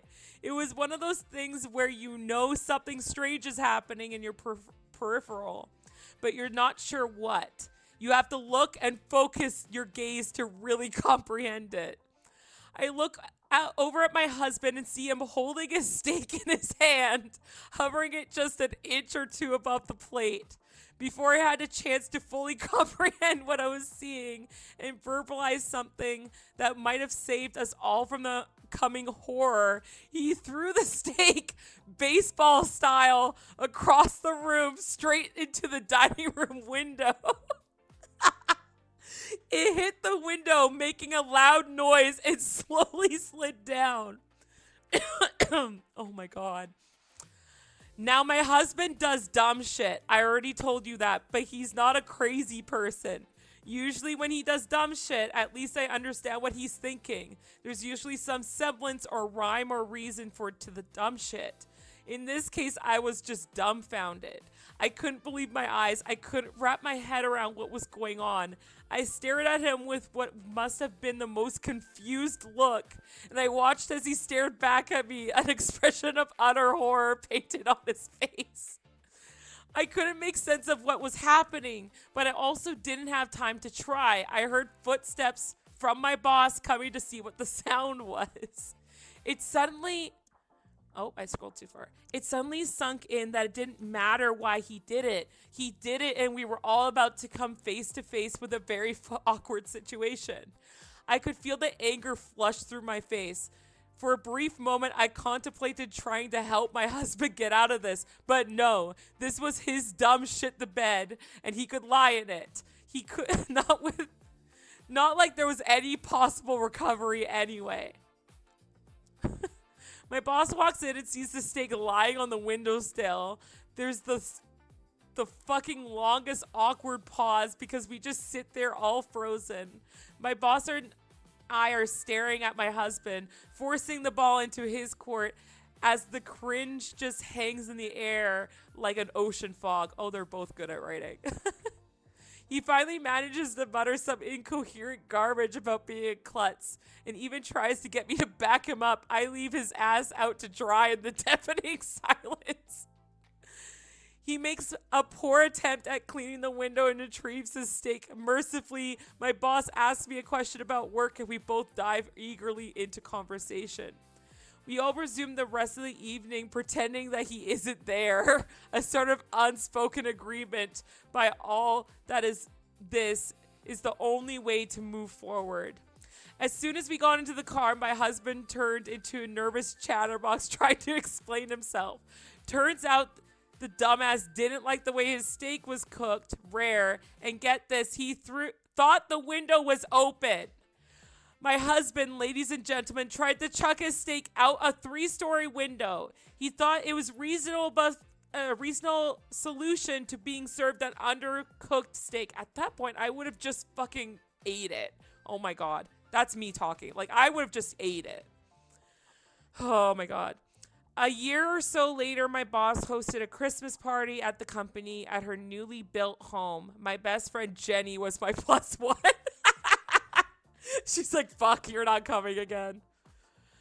Too long, didn't read. Took my husband to dinner at my boss's house. He thought his steak was undercooked, thought the window was open, thought his steak through the window was a reasonable idea. Note, my husband told this from his perspective a couple years back. It was a popular post. Someone suggested I tell it from my perspective. Hope our discomfort brings you a little joy to your fine Redditors. Edit. Okay, guys, I probably overplayed the dumb shit angle. Yes, he is known for acting without thinking things through, but this one moment doesn't represent the norm. From my perspective, in that moment, he looked like a loony bin character gone mad, which is what makes this story so funny in retrospect. Go read his perspective, and his actions look at least a little less crazy. My husband is a fun-loving, kind husband and father who makes life very fun. Edit 2. No, my husband is not on the spectrum of crazy. Although I get that this may seem like a valid conclusion if all you know is this one event. The usual dumb shit is more of your everyday impulsiveness, like immediately saying the slightly inappropriate thing that comes to mind. He would have done that. He wouldn't have shocked me at all. It wouldn't have shocked me at all if he had done that. This, of course, shocked me because he normally doesn't do things that make him look insane. Not sure what some seem to be taking the he often does dumb shit to mean he often does completely insane things. When I feel like I was making the exact opposite point. Oh, well, glad that most of you got some bit of enjoyment out of the day, out of your day from this story. Also, we all have our faults. I joke about my husband not thinking things through. He jokes about my preoccupation with what other people think of me, etc., etc. Somebody said in the comments, this story makes me cry, laugh every time. Fair. Same, same. My mom's ex-wife did this once with a slice of horrible birthday cake. The window was open, but he didn't realize the host was in the other room. She had stepped outside, hit her in the fucking face. Why are people throwing food out windows? Don't do that. just deal with it. I've eaten cake that's not good. Jesus, eat the damn thing. It's not gonna... it's only like if something's gonna poison you. God.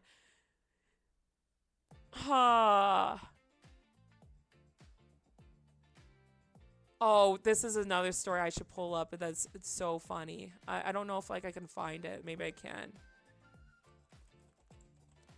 This is a story that I have read, but like I think that you guys should hear this. Oh my god. Is there an update on this one? No. There's no update on this one. But like I will tell that after I do the next story. Eat it, you know how much that shit costs in this economy. Yeah, no, they do seem like a good couple. I love that. I love that for them. I'm like really happy for them. That's the type of marriage that I would want. It's just like, oh my god, you're such an idiot, but I love you. Like she's like, I love you, you moron, in the text. That's so funny. Oh, okay. That made me laugh so much. Okay. Okay, let's do this story, then I'll do like there's a potato story that I remember that I will tell the next one after this one. So you gotta stay tuned. You guys have to stay around. I'm gonna trick you all into staying now. Okay, this was posted a year ago. I don't think there's an update on this. Yeah, no, I don't think there's a... just double checking. Let's have my... Okay. So this is a Am I the A-hole post from a year ago. Am I the a-hole for refusing to attend my sister's wedding after what she did to my fiance? Okay. So my 28-year-old female sister, Ella, fake name, 31-year-old female. Okay, so OP is 28.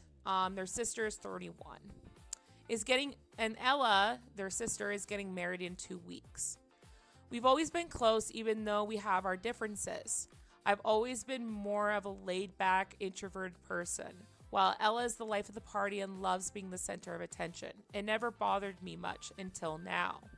I've been engaged to my fiance, Mark, 29 male, for about a year. He's wonderful, kind, supportive, and just all-around great guy.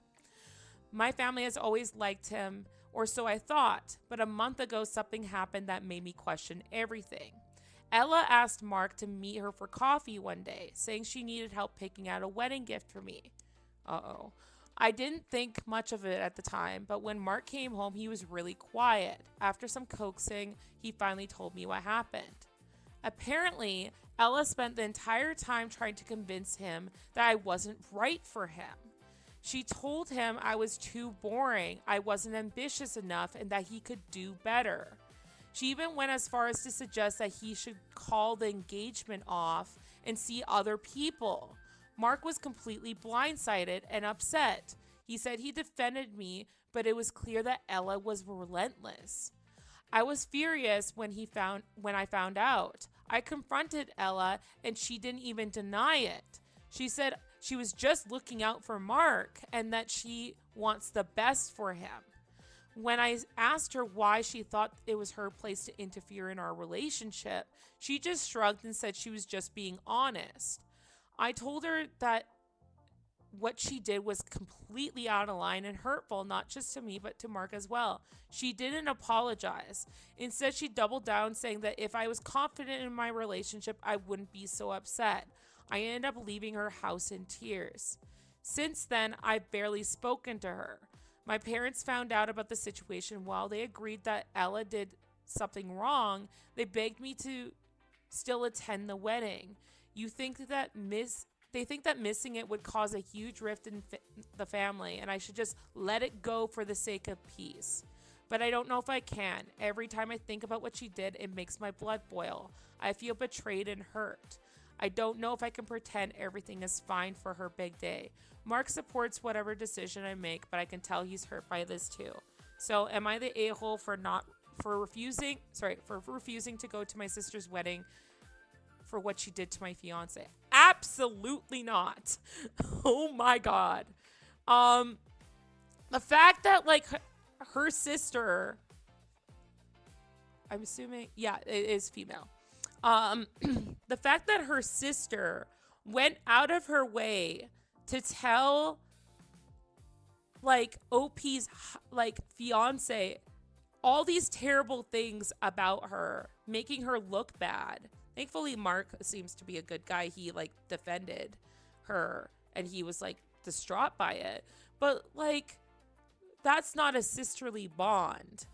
Like, you don't do that. It's none of your damn business. And like, why are you looking out for and saying you want the best for Mark? What about the best for your sister? Honestly, it just sounds like she's jealous in some way.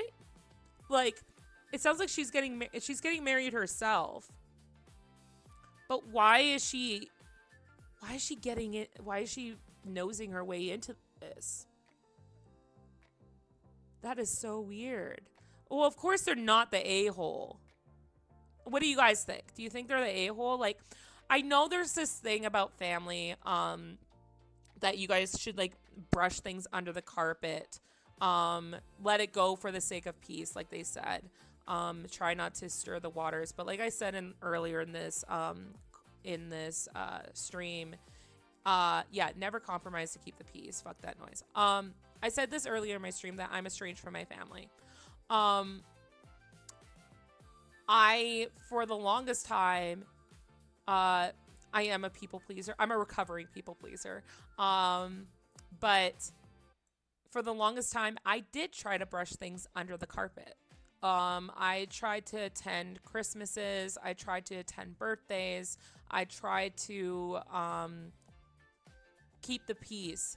But I actually got really, really bad stomach aches over it because whenever like Christmas and like big events would come around, I got really bad stomach aches because I felt so sick of the fakeness that was happening because everybody knew that this was not okay. Everybody knew that we weren't close, but it still felt so fake. So like I remember that everybody would just follow through. Everybody would be like laughing and having a good time. And as like I was very young at the time. I was like not very young, sorry, but I was like 15 or 16 at the time. I remember sitting there and feeling like cramping in my stomach and feeling like so sick and that I couldn't really eat properly because of all this fakeness happening around me. And I couldn't, like, I just tried to bear with it, but like I really couldn't deal with the stress of like, or like just even like the mental gymnastics of, oh, hey, like we're kind of like falling apart, but we're pretending everything's kind of put together. And I remember there was just one year where I just told my mother, I can't do it anymore. I can't, like, I feel physically ill. Like, I'm not going to destroy your guys's Christmas or holidays, but I'm going to remove myself from the situation because I can't do it anymore. To the point that like fakeness super, like being fake in situations really, really bothers me. Like I feel ill from it. And brushing things on the carpet, which is what my mother did and what my mother used to do, I couldn't do it anymore. So what happened is I'm like, you guys have your Christmas. I will remove myself from the situation. I will be up in my room or I will be away from the situation, but like I can't be there. Um, it was just for my mental health and my safety and like my like being able to cope because I just wasn't doing okay with that situation. So like I really really hate when people tell people to brush it under the carpet.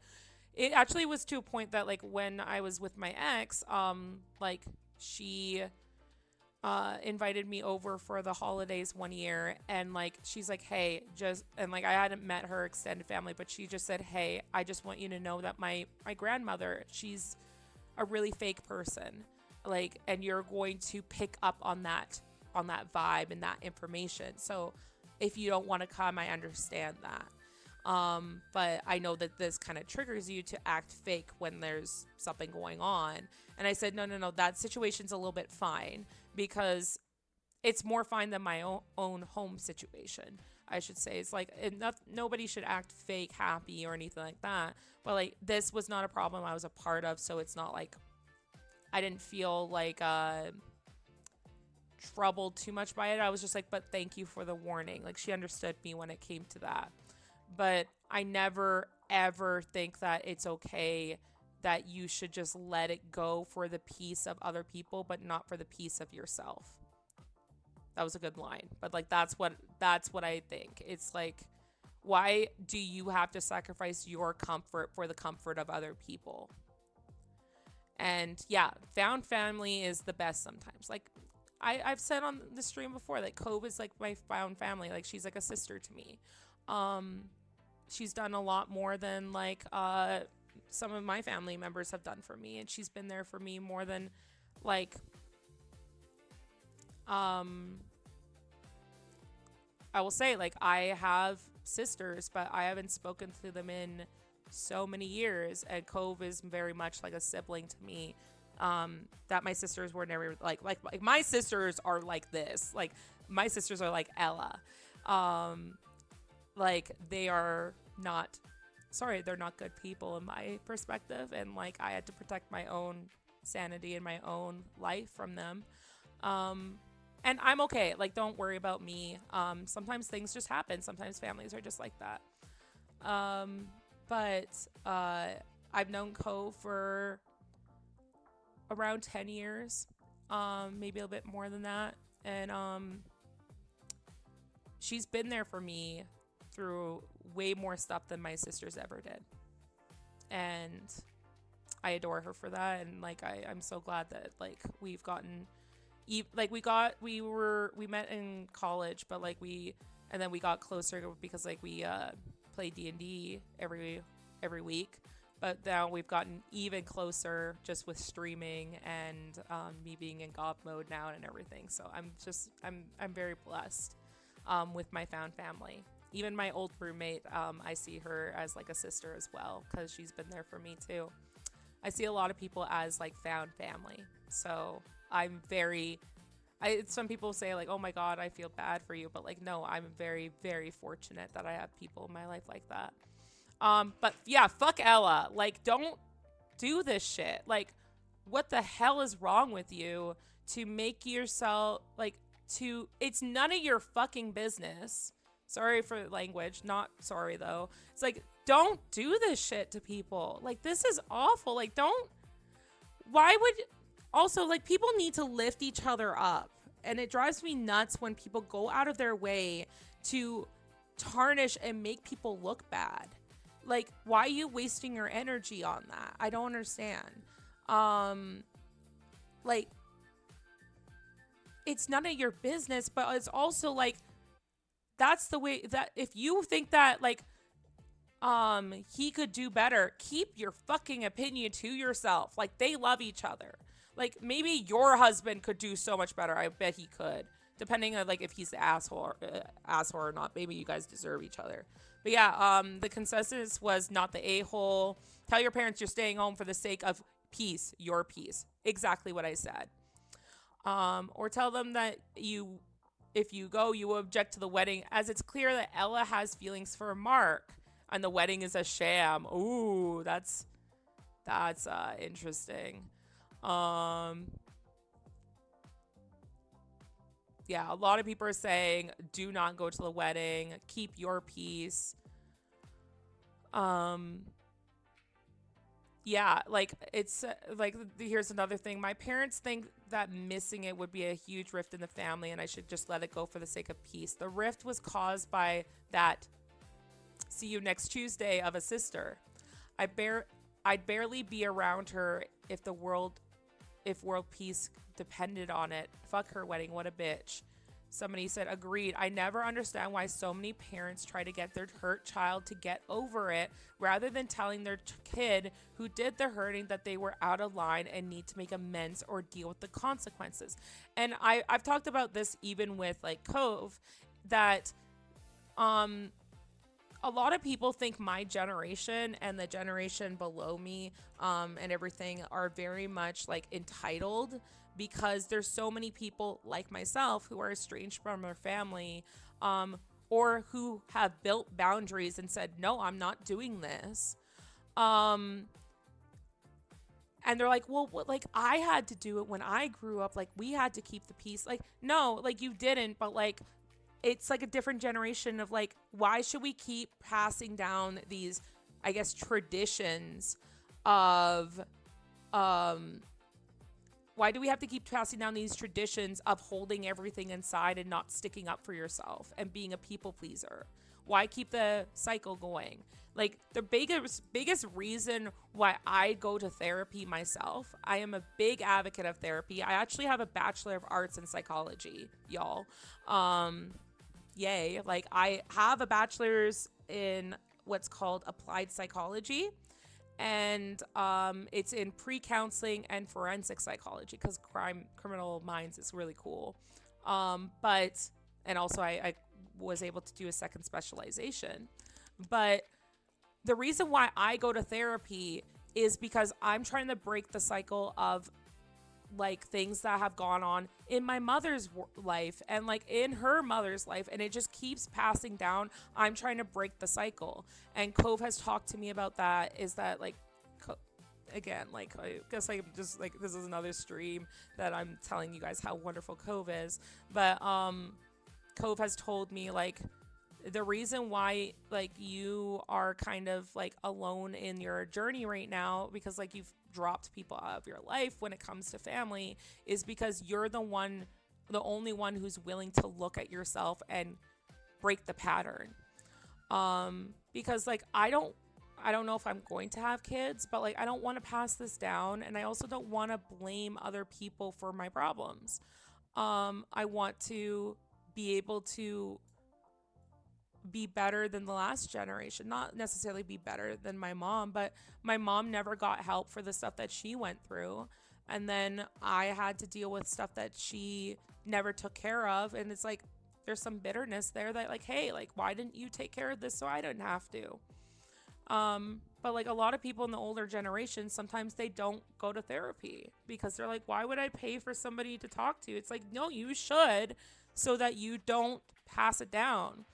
There's so many people in my generation and lower who don't talk to their family or don't talk to their parents because of parents like this who say, hey, try to get over it, try to just brush it under the rug instead of talking to the child who is at fault. Why are they not telling Ella that, hey, what the fuck are you trying to do? Why are you trying to disrupt your sister's engagement? Why is she not getting in trouble? Why do you have to keep the peace when your sister's disrupting your peace? Like, I don't understand that, and I will never understand that. And it sounds like somebody said here, it's like because they favor the a-hole. It's like sometimes, yeah, family do favor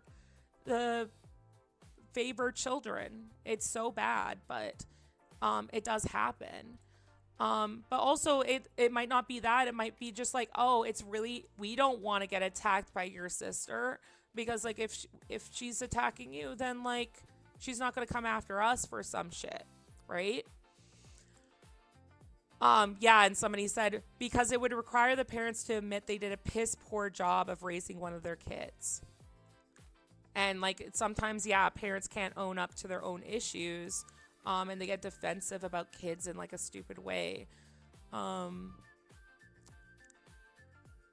Yeah, it looks like sometimes like the badly behaved child is always the golden child and never told no, and that's a huge thing. It's like a lot of people in these, like the sister just said, "I'm not going to apologize. Why would I apologize for being honest?" Because she was never told no.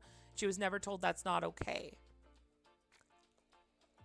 Somebody said, "Tell the parents that if you go, you're going to wish you had." They're going to wish you had it. For the sake of peace, it's better if you stay away. And that's the thing too. It's like, that's what I told my mother.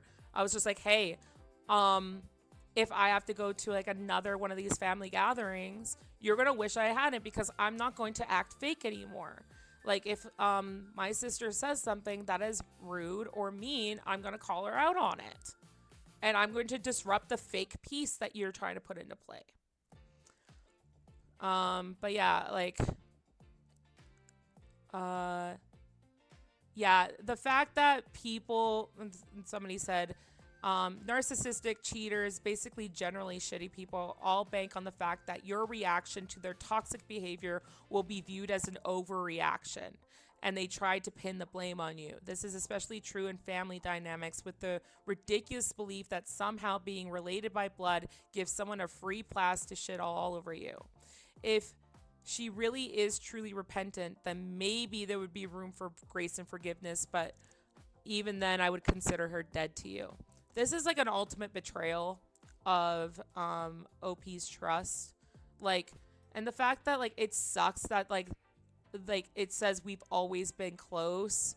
But like this was a deliberate stab in the back, and how do you get over that? Um I was the beat as a child as the trees. Oh, I'm so yeah. You have weird, wonderful people in your life. If that's news to you, boss. Okay. You guys are amazing. I love you guys like giving your opinions in the chat. I really appreciate that.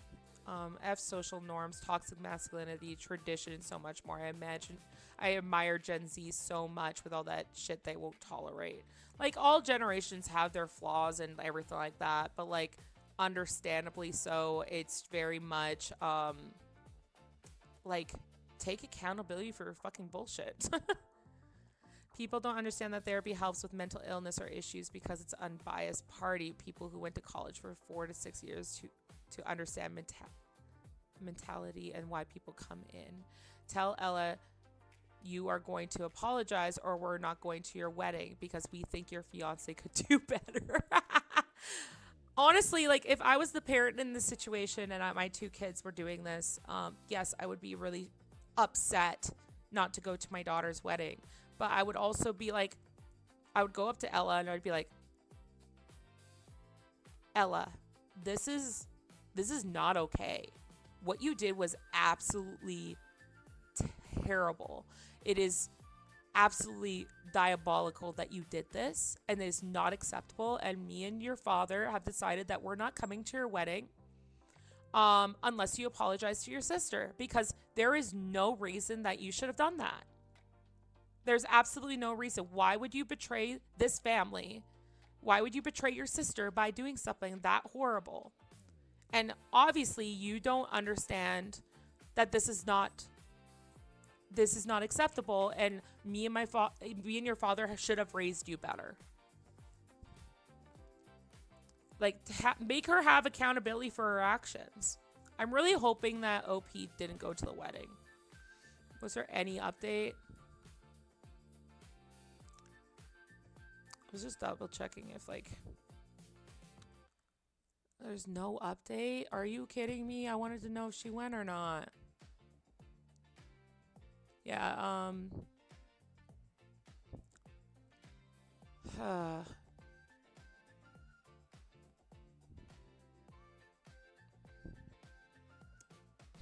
oh my god, somebody said, your sister is lucky I'm not you, as I'd go to the wedding, grab the mic, and tell everyone how surprised you are she married her husband because she spent so much energy of trying to persuade my fiance not to marry me. So I think that she must be in love with him. Yeah, some people can be petty. I can be a little bit petty too. But yeah, yeah, that's Protect your own peace, guys. Don't be a people pleaser. Protect your own peace. Don't do that. But we're gonna go on to like a fun story. I promised y'all. We're gonna go on to another story. Because I remember this story and I I think this is great. We stand being petty when petty is deserved. Exactly. Yeah, the meat window was fun. This one is similar. This is what reminded me of the meat window. Today I fucked up by enraging the parents of my girlfriend by pretending not to know what a potato is. Let that sink in for a second. Well, I take a drink. Thank you for redeeming a hydrate. Sorry it was like 47 minutes ago, but I am taking another drink because I'm focused on like reading. That's why. I need to have like something that bings in my ear that tells me when I get that. Because like, oh, do I not? No, I do have alerts on. So it should be here, but I don't know.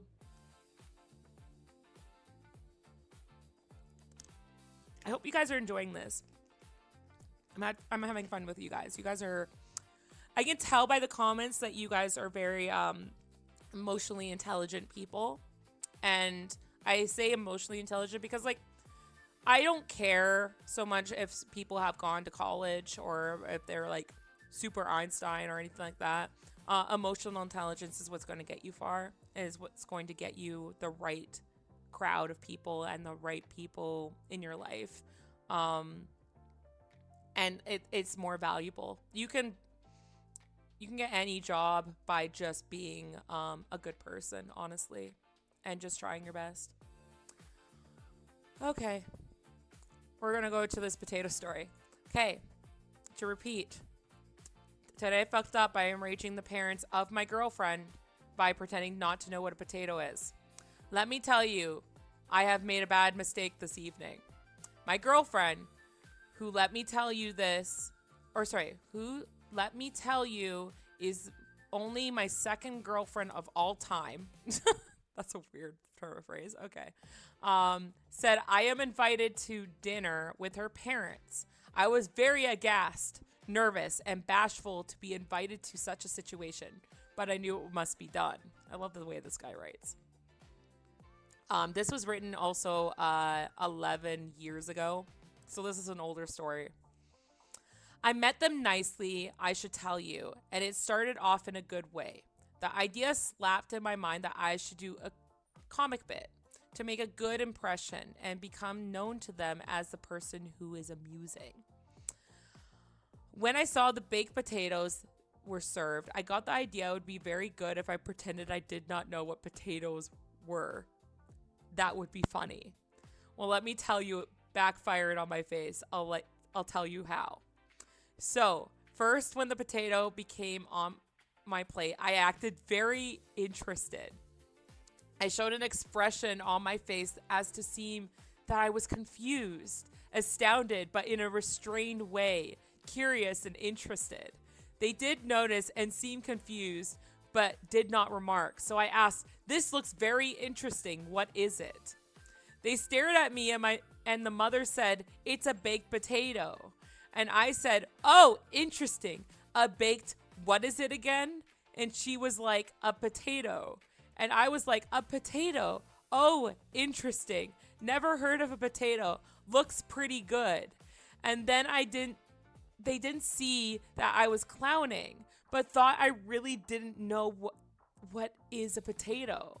So I knew I would be very shamed, humiliated, depressed, and disgusted. Why are you right? Okay, it would be. So I knew I would be very shamed, humiliated, depressed, and disgusted if I admitted to making a bad joke. So what I did was to act as if it wasn't a joke, but I committed to the act of pretending I didn't know what a potato was. They asked me, very incredulous, did I really not know what a potato is? That I never heard of a potato. I went with it and told them, yes, I did not ever hear even sorry, the way this guy writes it. I did not ever even hear of a potato. Not only had I never even eaten a potato, I have never even heard the word potato. This went on for a bit, and my girlfriend was acting very confused and embarrassed by my, quote, fucked up antics. And then more insistent was about, again, people need to have fucking commas, Jesus Christ. And the more insistent I was about not knowing what a potato is, was when the parents started thinking I did know what a potato was. Well, let me tell you, I had to commit 100% at this point. When I would not admit to knowing what a potato was, the father especially began getting very annoyed. At one point, he said something like, "Enough is enough. You're fucking with us. Admit it." And I said, "Sir, before today, I have never heard of a potato. I still don't know what a potato is. Other than some kind of food, I don't know what to tell you." Well, let me tell you that he got very annoyed. I decided to take a bite of the potato, and when I did, I made a high-pitched noise and said, "Tastes very strange." That is when the father started yelling at me, and the mother kept saying, "What are you doing?" And my girlfriend went to some other room. Finally, the father said I should get the fuck out of this house. And I said it was irrational to treat me like this because I have never heard of a potato before. Well, let me tell you, he didn't take that kindly. Now in text messages, I have been telling my girlfriend I really don't know what a potato is. The only way I could ever get out of this is for them to buy that I don't know what a potato is. I wish I never started it, but I can't go back. I think she'll break up with me anyway. That's the end of the story. Talk about getting 100% into a bit and not backing down. There's so many people saying in the comments, like, this is the weirdest game I've never have I ever. At one point, I would have burst out laughing. Somebody said, you need to commit 100% to this now. Invent a religion, perhaps an obscure offshoot of Roman Catholic, formed after the Irish potato famine that worships potatoes in all their forms. Create a Wikipedia page. Find a passage in the Bible that supports it. Reveal all this to the GF's family as though you just found out yourself. Tell them you went home and asked your parents about it, and that they sat you down and told you that you were part of this religion that had raised you in observance of its tenets. You can then roll your eyes and act like your parents are the weirdest, most embarrassing people on earth for putting you in this situation.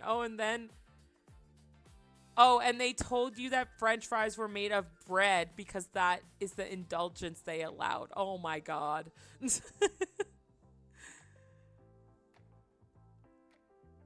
Invite your girlfriend to meet your parents. Have your father take her side and ask if potatoes were served at dinner with her parents. When she says yes, he looks alarmed, mutters something about wanting to keep them from him, and never mentions the subject again. And somebody did the quote. Somebody said, "Yeah, that's if he still has a girlfriend." Oh my God. When confronted about this horrible joke, insist it never happened with the same level of commitment. Maybe they'll just think you have something wrong in your head. Send them a bouquet of potatoes as an apology. But on the card, write, "Enjoy your potatoes." Potatoes in quotes, as you still don't really believe they are real. Oh my God, that is so funny. Somebody said, "I don't give a shit if this is fake." I love it. I love the notion that people would get angry at you for not knowing what a potato is. Straight up, like George, oh my God, I can't say his last name. George from Seinfeld. Whatever. The quote, finally, the father said I should get the fuck out of his house. And I said, it's irrational to treat me like this because I'd never heard of a potato before. I love this. Why did you guys break up, potatoes? That sounds interesting. What is a potato? Never go full potato. I heard the story a while back and I was like, I wish I could commit to a bit. Like sometimes I do commit to bits, but I think at some point I would just like would have started laughing. This guy's a great actor. Update: she dumped his ass. Someone should tell him to try the flavor of his own foot and he could eat his. Oh my god. Faith, time out.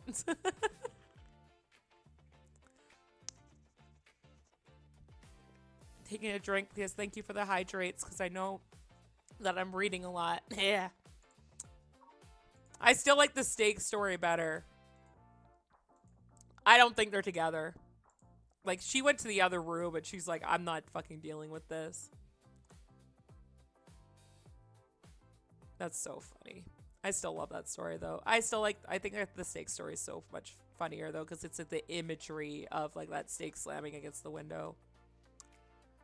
Let's look at another story.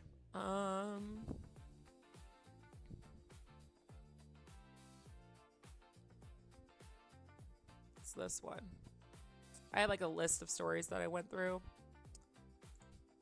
Tried to vet some of them, but I didn't go through some of them because I just didn't have the time. So I'm still reacting the same way as you. I would just like look at the replies of being like, oh, that's effed up, and then I'd be like, okay, maybe not. Or I'd look at like the warnings, but this one doesn't look like it has warnings. This is another Am I the A-hole from 3 years ago. But it says, my wife, 44 female, makes quite a bit less than me, 45 male. So our joint expenses are split 70-30. For the most part, things like vacations and where we bought a house are decided based on what she can afford.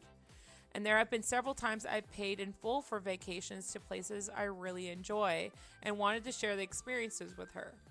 She has a 23-year-old son from her previous marriage. When she and I got together, I told her I wouldn't mind paying extra for things here and there until her son was 18 and working or in school so she could take care of him. For the majority of our relationship, he has lived with his father. He decided going against college or trade school and hasn't expressed any interest in starting to figure out a plan for the immediate future, let alone his life. He floats from job to job, and his father is pretty much the same since the kid graduated. Therein lies the problem. Every few months, they'll call her for a few $100s here, a few hundred there, $20 this week, 80 the next. Sometimes it's her son calling for help. Sometimes it's the ex-husband. Oh, this is the cause. Oh, Jesus. Sorry, I was getting a phone call. That scared the hell out of me. I'm not answering that. I'm streaming! Leave me alone. I think it's a spam call anyway. Where was I? Sorry, that literally made me jump. A little jump scare. Sometimes it's her son calling for help. Sometimes it's her ex-husband. This has caused her to be short on funds for her plans or things she has volunteered to cover on for more than one occasion. Her reasoning when her ex is asking is that since her son lives with him, she has to help him. I get that to a point. We were supposed to go on vacation later this month, nothing major or fancy, but just time away. We had agreed to split the cost, and all that was left to pay were the hotels, rental car, and some reservations. Her ex-husband called needing help getting his car out of the impound and getting caught up on rent. Their son hasn't been able to get to work without the car because he doesn't want to ride a bike or take the bus. Almost $5,000 later, they're set up, but my wife told me she can't pay for her portion of the vacation. So I told her I was canceling. She called me a heartless ass and that she's been taking care of her son and we've been arguing over it. But my stance is this. They're both able-bodied adults that keep making a series of life decisions that keep them at a standstill. Like quitting jobs over little things, smoking, going out, and her always digging them out of their hole was starting to impact our lives more and more. And I didn't sign up for that. Am I the a-hole for canceling our vacation instead of just footing the entire cost myself? and there's a quick edit here. To clarify, she contributes 30% of her pay to the joint expenses, bills, utilities, emergency fund, and retirement. 70% of her pay she keeps up for or keeps for her own personal expenses to spend to save however she wishes. Dates, vacations, fun things to do that we choose to do together are budgeted and planned based on what we can afford from our personal funds. Pool that money together and then pay together. Okay. Interesting. I don't think he's the a-hole. And like he was voted not the a-hole. But yeah, like no, like the fact that I was so gobsmacked that he refuses to take ride a bike or take the bus. Why is this place calling me again? Leave me alone. Excuse me. I am busy. I'm going to turn this off. But yeah, the fact that he doesn't want to ride a bike or take a bus is ridiculous. If you don't have a car, like that's what you do. I don't drive, y'all. I should have got my license a long time ago. I never got it. I was always nervous about driving. I should get my license, but like I live in a place where there's a lot of other ways to get around. So I never really felt the need to. If I didn't, I would, of course, like I need to be responsible and get like a car and like also cars are expensive. Cars and like paying for insurance and all that stuff it's expensive, and I just don't have that money. So I usually take the train and everything, right? But the fact that like he has the option to take the bus, because I know some places you really can't. Like some places like, oh, the bus is not reliable or the bus comes every 2 hours or something like that. But like it doesn't sound like that's the case. But like her son is 23 years old. He should be not relying on his mother so much. It's fine if you're living at home at 23. I was living at home when that age. But like it's just like I'm not that old, y'all. Like I know that sounds like I'm saying it's like a long time ago when I was 23. But insurance isn't optional. But yeah, like there's other ways you can get to work, and like why is she paying for her ex-husband to get caught up on rent, for her ex-husband to get his car out of the impound? Like you need to take like you're the adult, you're an adult too. You shouldn't be relying on your ex-wife to pay your way. And it sounds like the son and her ex-husband are both entitled and rely on her to get him, like get them out of like the hole and get them out of situations. Because like how much did she pay? She paid $5,000 to set them up again.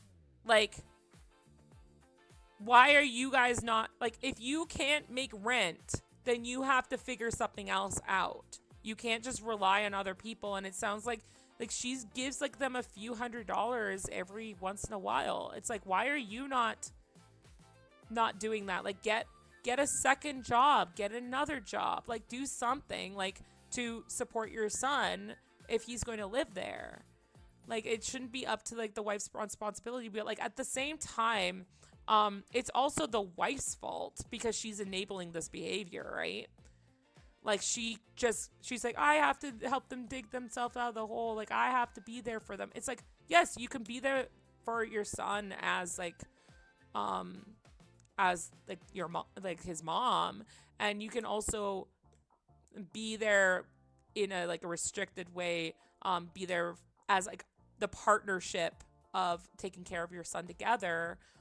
For the ex-husband, but it shouldn't go more than that. Like you shouldn't be saving them constantly. And it sounds like they're like spending all their money on things that they don't need, like going out. And it looks like they're like quitting jobs over little things. I guess at least skipped over that. But like they're quitting jobs over little things, smoking, going out, and she's always digging them out of their hole. So, like, why are you not letting them face the repercussions of their own decisions? So, I agree with the verdict, like, not the a-hole. Somebody said, not the a-hole. Why are you married to her, though? She clearly puts her ex and grown son before you in your marriage. She's enabling their financial irresponsibility, and that will never change. That is true.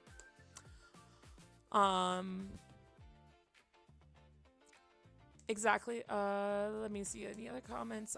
You plucked the words right out of my brain. Not only is her ex financially irresponsible, the wife is also. It's a good thing they keep their finances separate, because she would send his money to the two loves of her life also, not the a-hole. Not the a-hole. All these comments talking about a house fund that solves the problem she has established. She can't budget her money, let alone something you contribute to as well. What are you supposed to do when she takes from the house fund for her ex and son? People are delusional. So I guess people were suggesting in a house fund. Not the a-hole. Wife is supporting two fully capable adults who find it easier to get handouts then work a steady job and make reasonable decisions about spending. It appears it will continue to do this unless she is shown real life consequences and letting them face their own consequences. Yeah, not the a-hole. She has crossed the line from, quote, helping her son into, quote, enabling her son and her ex. You're right that they both are able-bodied adults, and they're both choosing to be lazy because they know your ex. No, that's not his ex. They know your wife will give them whatever they ask for. Son could have continued working but didn't because he didn't want to ride on the bus. That's a choice, not a need. Honestly, you should spend the time you would be on vacation talking to your wife about learning the difference between helping and enabling. If she wants her son to live a full adult life, she has to accept that continuing to bail him out of unpleasant situations will hold him back. So I think the consensus here is like, yeah, like she's enabling, like she's the a-hole for enabling. The ex and the son are the a-hole for basically crying for money from the wife and being like, we need help, when like they're just making choices that are not, they're not benefiting. And the ex should be ashamed of himself. Like the ex-husband should be ashamed because like he's not teaching anything to his son about financial responsibility. Like it's good that they have their finances separate though. I think that's pretty straightforward. Do we have one time? Do we have time? I think we do. What time is it? Yes, we do. Can you please open? That would be nice. That would be super nice if you opened for me. There you go. Okay, this has a warning, a trigger warning of therapeutic malpractice. So, just so you guys know, let me just double check I'm doing, everything's fine, everything good? Okay, good.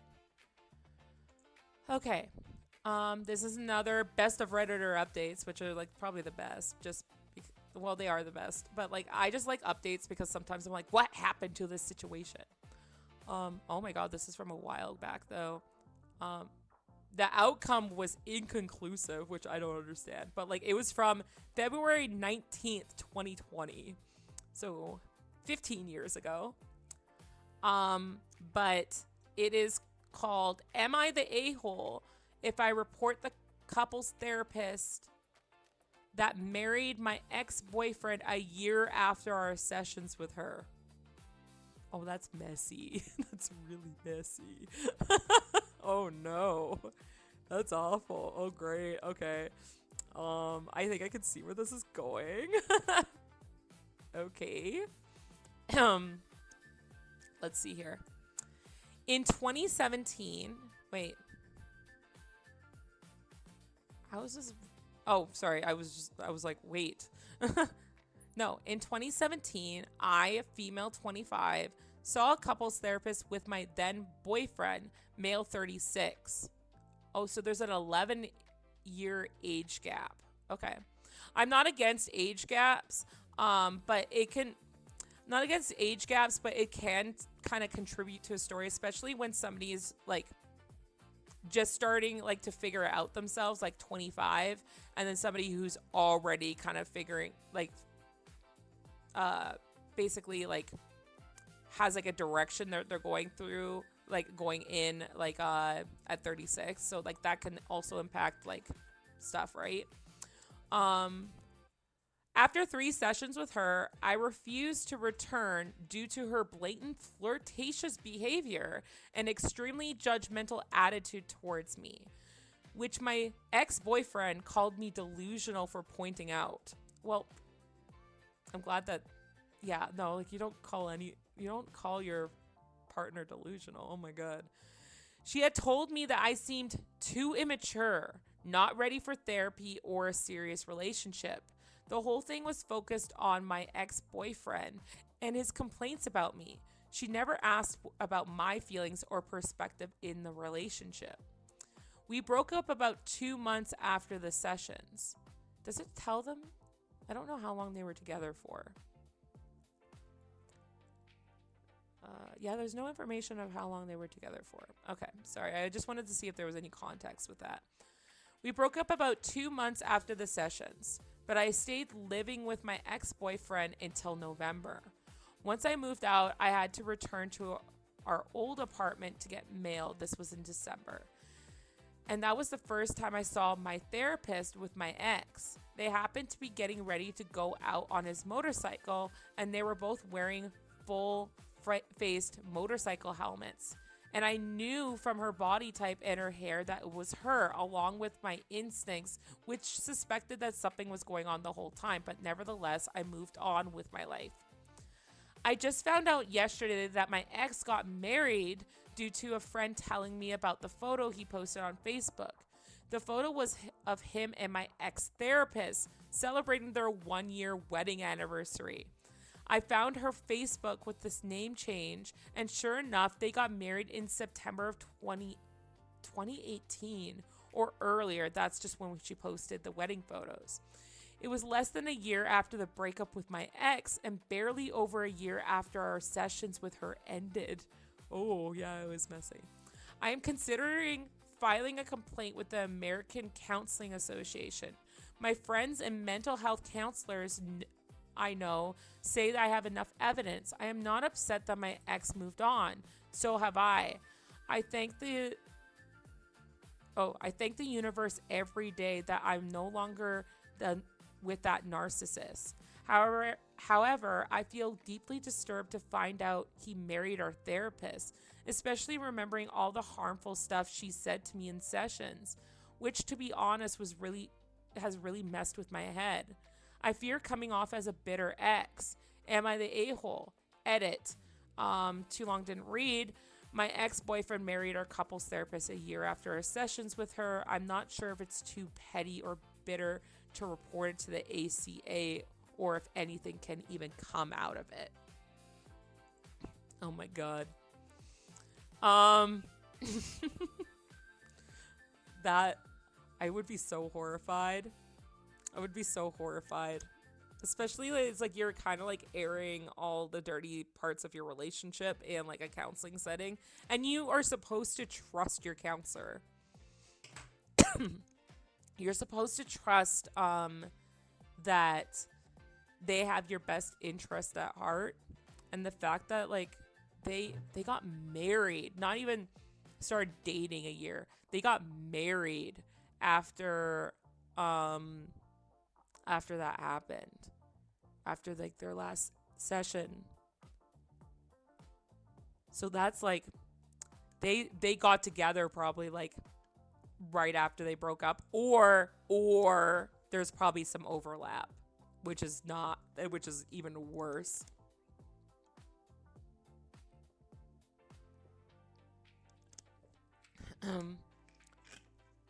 Faith in the chat. Oh, like that sniff's wrong, but without full context, it's impossible to assign the asshole because legit my aunt is evil. But if you hear her stories, you would believe that everyone else is the asshole. That's true.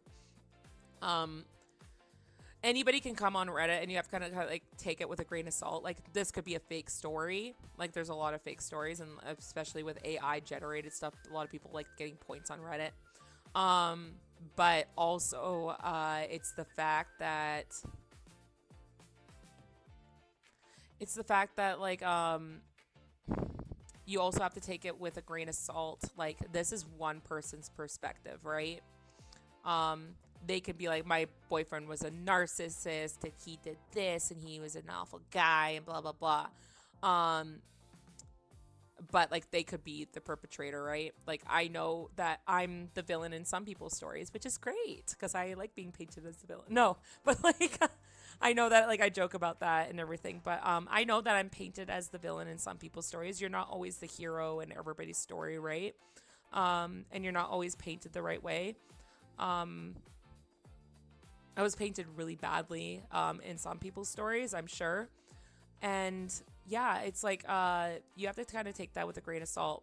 But nevertheless, it is kind of bad that the therapist just started, like, if this is true, if we take this as true, so a true recount of the actions, um like, they did do a verdict and they said you're not the a-hole.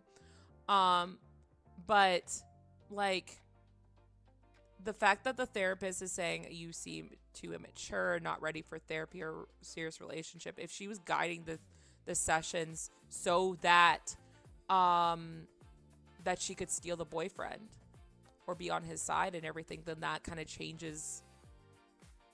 not changes the story, but like, that's very diabolical, and it is therapeutic malpractice. You shouldn't do that. My aunt was pregnant with my cousin, her second child. Her friends at the time forced her to clean up from drugs. Her story, telling the story, they locked her in the basement. Oh my god. Yeah. Without the full context, it feels sneaky. Yeah. Like, there's not, like, obviously, like, I could tell you guys stories of like things that go on in my life, and you guys, like, I mentioned earlier, like, I'm estranged from my family, and I can be like, hey, I was in a really toxic family environment and that's why. But that's my perspective, and it's up to you guys whether or not to believe me, right? Whereas, like, if you talk to other people in my family, they might be like, oh, well, Celty is like a horrible, horrible human being, and we're so glad that she left because she was just a horrible person. Like, there's, like you said, there's two sides to every story. So, and people can paint things in completely different ways. That's why we talked about, like, or like I talked about, like, how language is so important with that story about the guy who kept telling his wife, like, saying like my wife when it was his ex-wife. Like, language is so fundamentally important in the human mind. Because if you keep telling yourself I'm not a good person, or I am a good person, vice versa, or I am the victim, or things like that over and over again, you believe it. Like, language is such a huge, strong indicator of change and everything like that. Like, if you say I am wrong and keep repeating that, then like it evokes change a lot more than like basically making up excuses.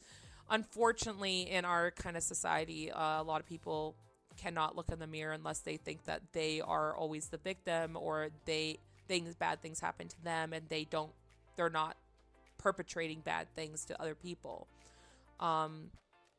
It's a lot of it takes a big person to take accountability for their actions.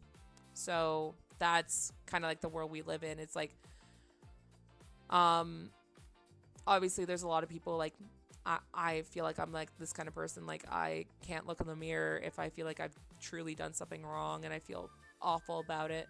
But there's some people who will straight up look in the mirror and lie about things that have gone on, or spin it in a way that makes them look really good in a lot of different ways, right? Just so that they can keep moving on with their life and not have to change. some of the comments here, though, relevant comments. Hi, I'm a therapist. Please report her. Her behavior is ridiculously unethical, and who knows what else she done or if she even should be allowed to practice. Not the a-hole times a million. Edit. I gotta say, I'm loving this Greek chorus of therapists showing up to chant, report her, report her, report her. Somebody also said, the normal rule is no dating patients within 12 months of the last encounter, correct? Not sure if that's a legal thing or an in-house rule. Somebody said, even if the marriage/relationship was a year after, I bet OP's fella started banging this therapist after a few meetings. Very unprofessional. If I were OP, I wouldn't hesitate to report them. Somebody said, if an ethics complaint is filed, she can potentially lose her license. Which, yeah, that's fair enough. Curious, whose idea was it to go to therapy, and who picked the therapist? OP said him and him. That's really interesting. So he suggested therapy. So that kind of like, I was under the impression that maybe she did. But if he's suggesting therapy, so he tried to. Oh, okay. There's a little bit more context. Oh, any chance? Oh, never mind. Sorry, that's not that. I'll go to that after. But like, the fact that he suggested therapy, kind of changes it a little bit for me, because like, what is he trying to figure out? Like, what was he trying to figure it out?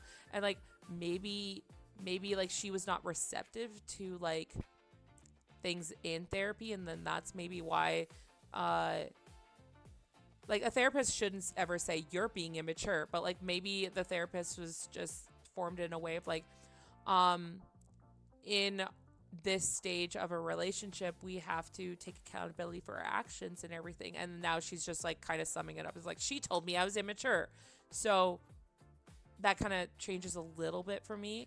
Somebody said, any chance this was happening prior, like the relationship, I assume. I have no idea, but one of my friends suggested that.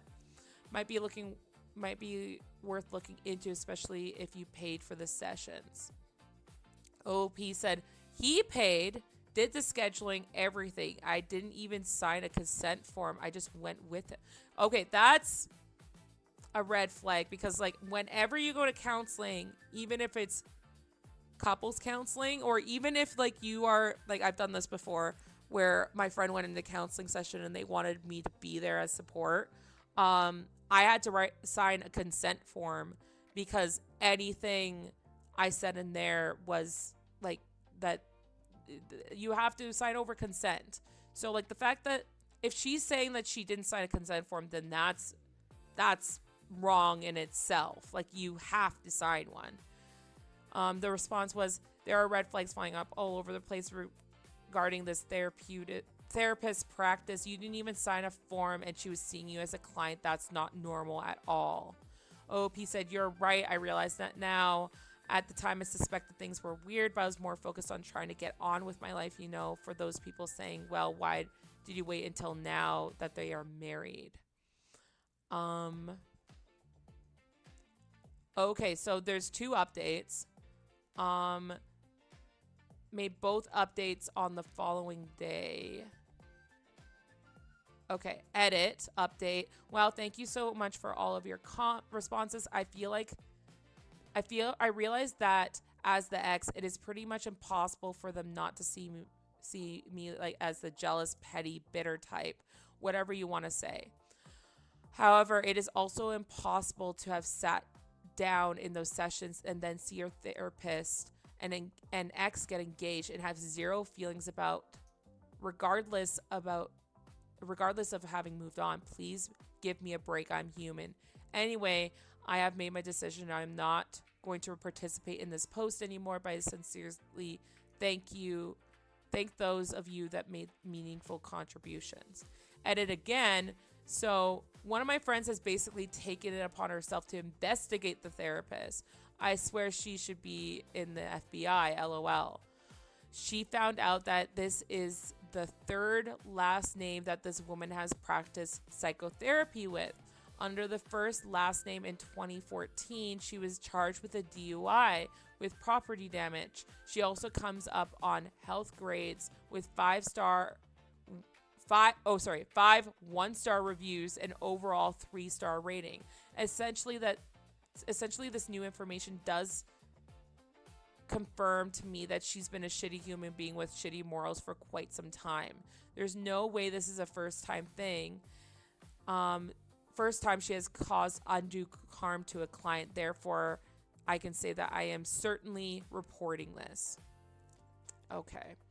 Somebody said, not the a-hole. Ordinary, I suggest this is pretty petty, happens in relationships that go south, blah, blah, blah. However, in this instance, there is a good chance that someone that you went to for counseling took advantage of your vulnerabilities and used them to manipulate you for her own gain. So I'd say go for it and report that.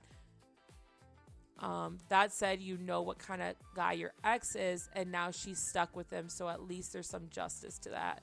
OP said, thank you. Like I said, if he married anyone else, I literally wouldn't care. Very happy to not be with him. My concern is her professional conduct. At the time, it was very rough for me to watch them flirt in those sessions and team up against me. Now that I see that they are perfect for each other, but she should still not be a therapist.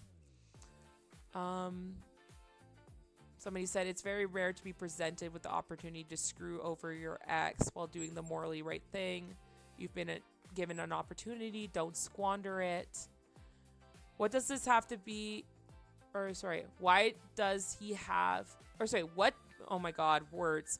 What does he have that's so special? I mean, to even be interested, than to risk her career over. OP said that's an interesting question. All I know is that he pursued me with passion when I was 22, offering all the safety and security I craved over time. He was going through a divorce, and I believed all the shit he fed to me. He made me feel like I was an angel sent from heavens to rescue him. But then I couldn't keep up with the unrealistic standards as I faced struggles that many early 20-year-old somethings deal with. His holier-than-thou attitude chipped away at my self-esteem. On more than one occasion, he told me no man will ever love me again or want to put up with me. And then we went to therapy to this woman who confirmed that I was indeed a piece of shit. I never felt so low. He's a master psychological manipulator. Again, but why would he want to go to therapy? So that's a little bit of like a weird thing. Like, why, if you were like successfully manipulating your target, why are you suggesting therapy? But there's a final comment from OOP. Definitely a huge thank you for all the therapists showing up to support me, and thank you for adding the last bit. I just updated the post with new information I have about her character.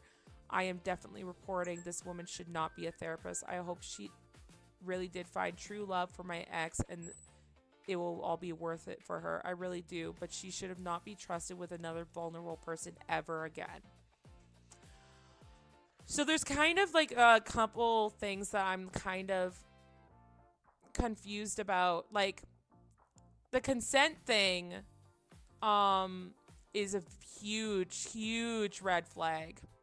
Like I said, every therapist should require people to have consent, or like sign a consent form, like especially when they are your client. Like I've never not signed a consent form for a counselor, and I've had many over the years.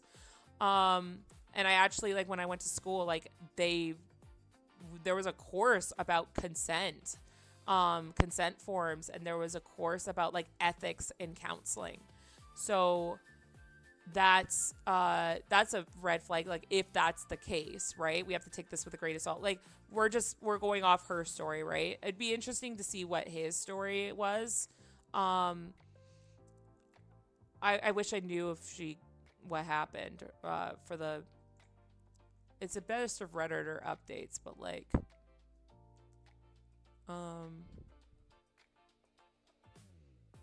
Yeah, I don't see anything. Yeah, it just says inconclusive. But I really wish that we knew what happened after that. Um, if that's accurate and everything, good for reporting. Um, People should be reported when they do things unethical. I still think like if they started dating during their counseling sessions or even like right after they broke up, that is in my mind unethical. So I think that for that purpose alone, she's not the a-hole. We don't know if OOP was the a-hole in counseling because it seems like he paid for counseling. He wanted to do counseling with her. Um so like he saw an issue that wanted to be resolved. So yeah, like it's just we don't know. We don't know. That's what kind of like throws a little bit of a wrench into it. If it was like her telling us that I paid for like I begged him to go to counseling because I wanted to make this work and everything, I feel like I would be siding with her a little bit more. But the fact that he wanted to go, if he was this master manipulator, if you're doing your job as a master manipulator and it's working, why do you want us to go to counseling together? Like, why open yourself up to the potential of this counselor doing that, right? So, yeah, very, very interesting. Yeah, it would be really cool to see both sides of the story. I wish we could, but some people just they do um they do a couple posts and then they're done. Uh yeah, I don't know. Very, very weird. Um I'm gonna see if like I don't know if we have time for one more. I am at 3 hours. Like maybe we should end here because like I was 10 minutes late and it's 10 minutes over, and I need to rest my voice for because I'm playing D&D in 20 minutes. Hee hee. Cove is my DM, so um she would be upset if I came and I'm like I can't talk. Yeah. How many stories did we go through? We went through. Oh my god. I think we went through 4 or 5 stories. Guys, like I have like 20 stories that I listed here just like in case. But brag about it, why don't you? I'm sorry, guys. Okay, well, let me have this, okay? Oh, I guess there's an ad break. I didn't realize that I get notifications for ad breaks, so my bad. I'll wait till the ad break ends. But like let me know for you guys who are subscribed. Did you guys enjoy this? Do you guys want me to do this again? Is there maybe like if you guys have a Reddit story that you've heard of and you want me to react to it and give my feedback on it or whatever, just DM me. I'd really appreciate that. I'd really be interested in that. I thought it went over well. It was really cool interacting with you guys in the chat. I will repeat that a little bit after this ad break. Maybe I'll just shut up. I'll save these stories though. Ad break will end in 30 seconds anyway.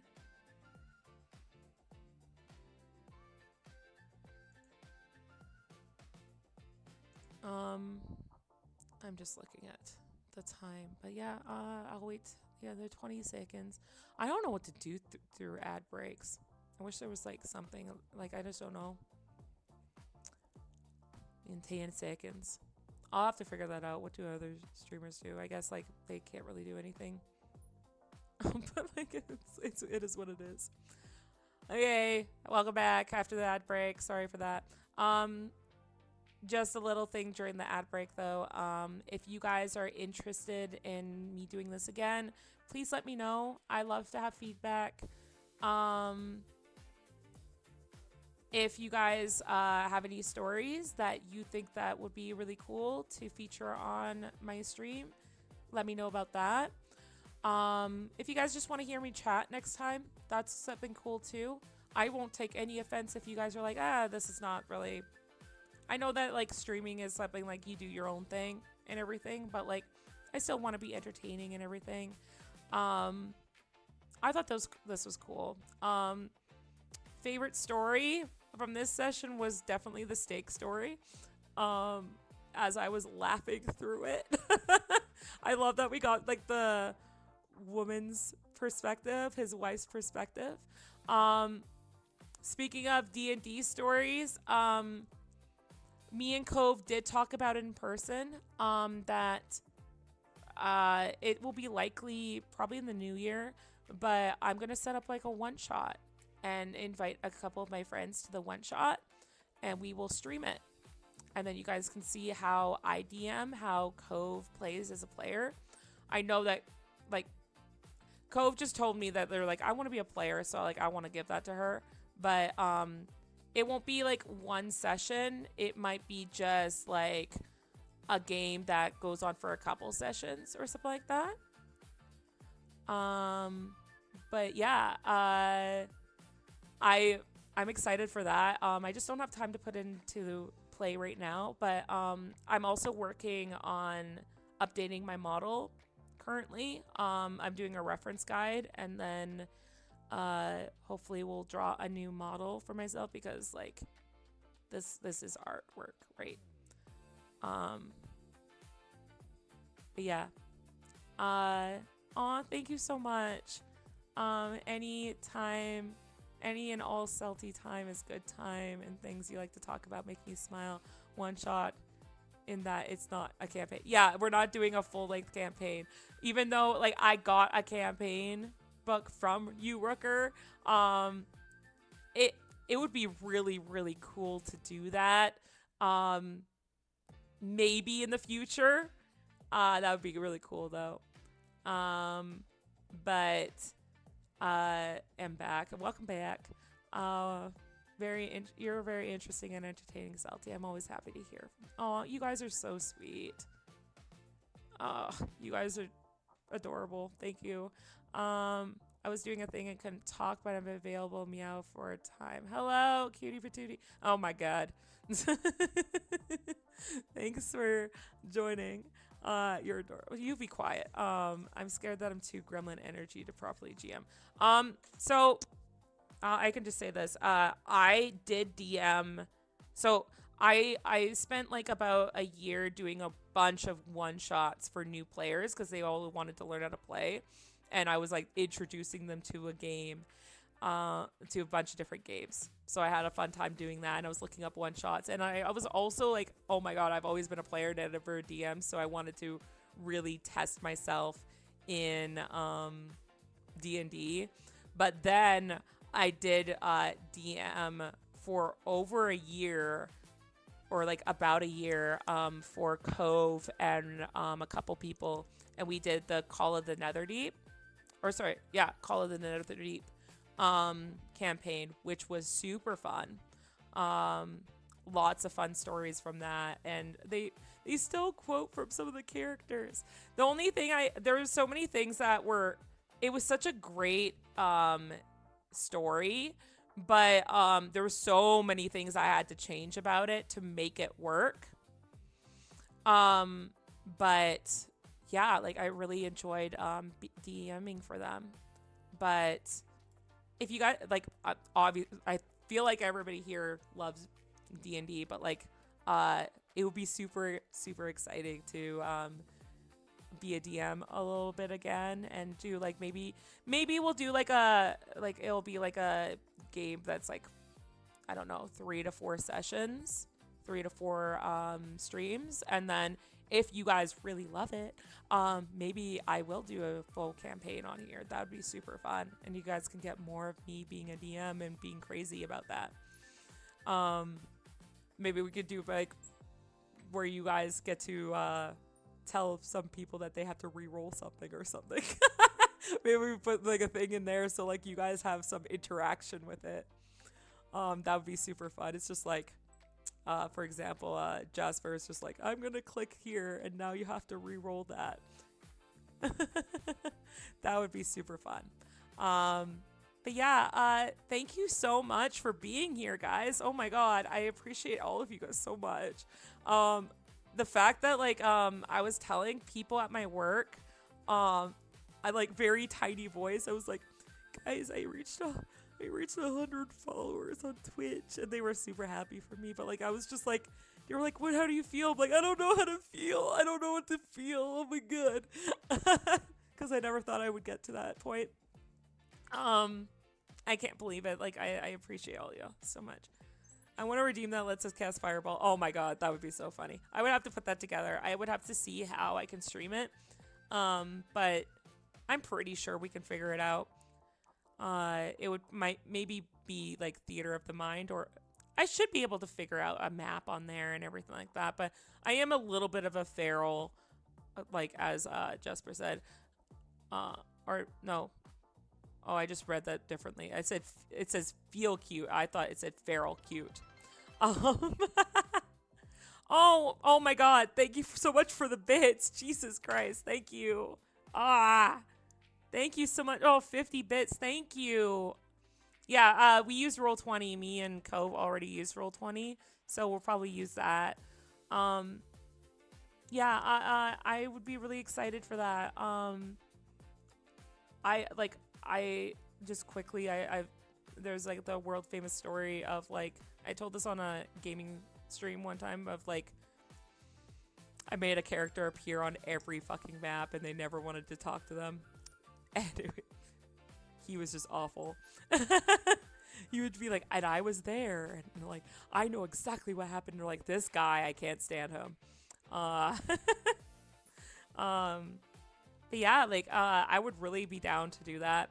It's really busy right now. I know I keep saying that. But Christmas time is very busy for a retail worker like me. And I really want to get that, art done for reference art, because there's so many people who keep messaging me in, the Discord. We have a server if you guys are interested. There is a server, orchestrated by Cove, but I am a member and so is Neckeye. And there's so many people in there. Oh, hi Neckeye, thank you. But if you guys want to join the server, I am very chaotic goblin in there, or you can say hi to everybody else in there. I know a lot of people from the stream come from there, and I appreciate all of you. They get a preview of my art before I post things. You don't have to be my mod, Neckeye. Like, I didn't hire you, but like, you're allowed to. Like, I just don't want you. There's no pressure. But yeah, I'm going to end stream. I gotta figure out who we're gonna raid. Oh, Katana, hello. We're just ending stream. You came at a great time. Great time. Oh yeah, I think you did send me that to me, Rooker. Yes. I can draw Salty as a transformer soon. Oh my god. I love ridiculous fan art.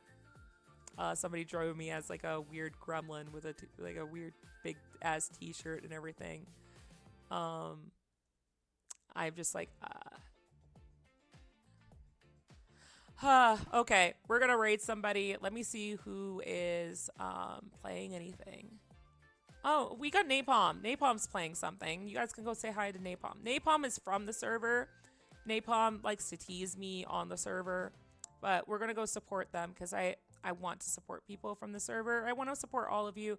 I want to, like, you guys support me so much.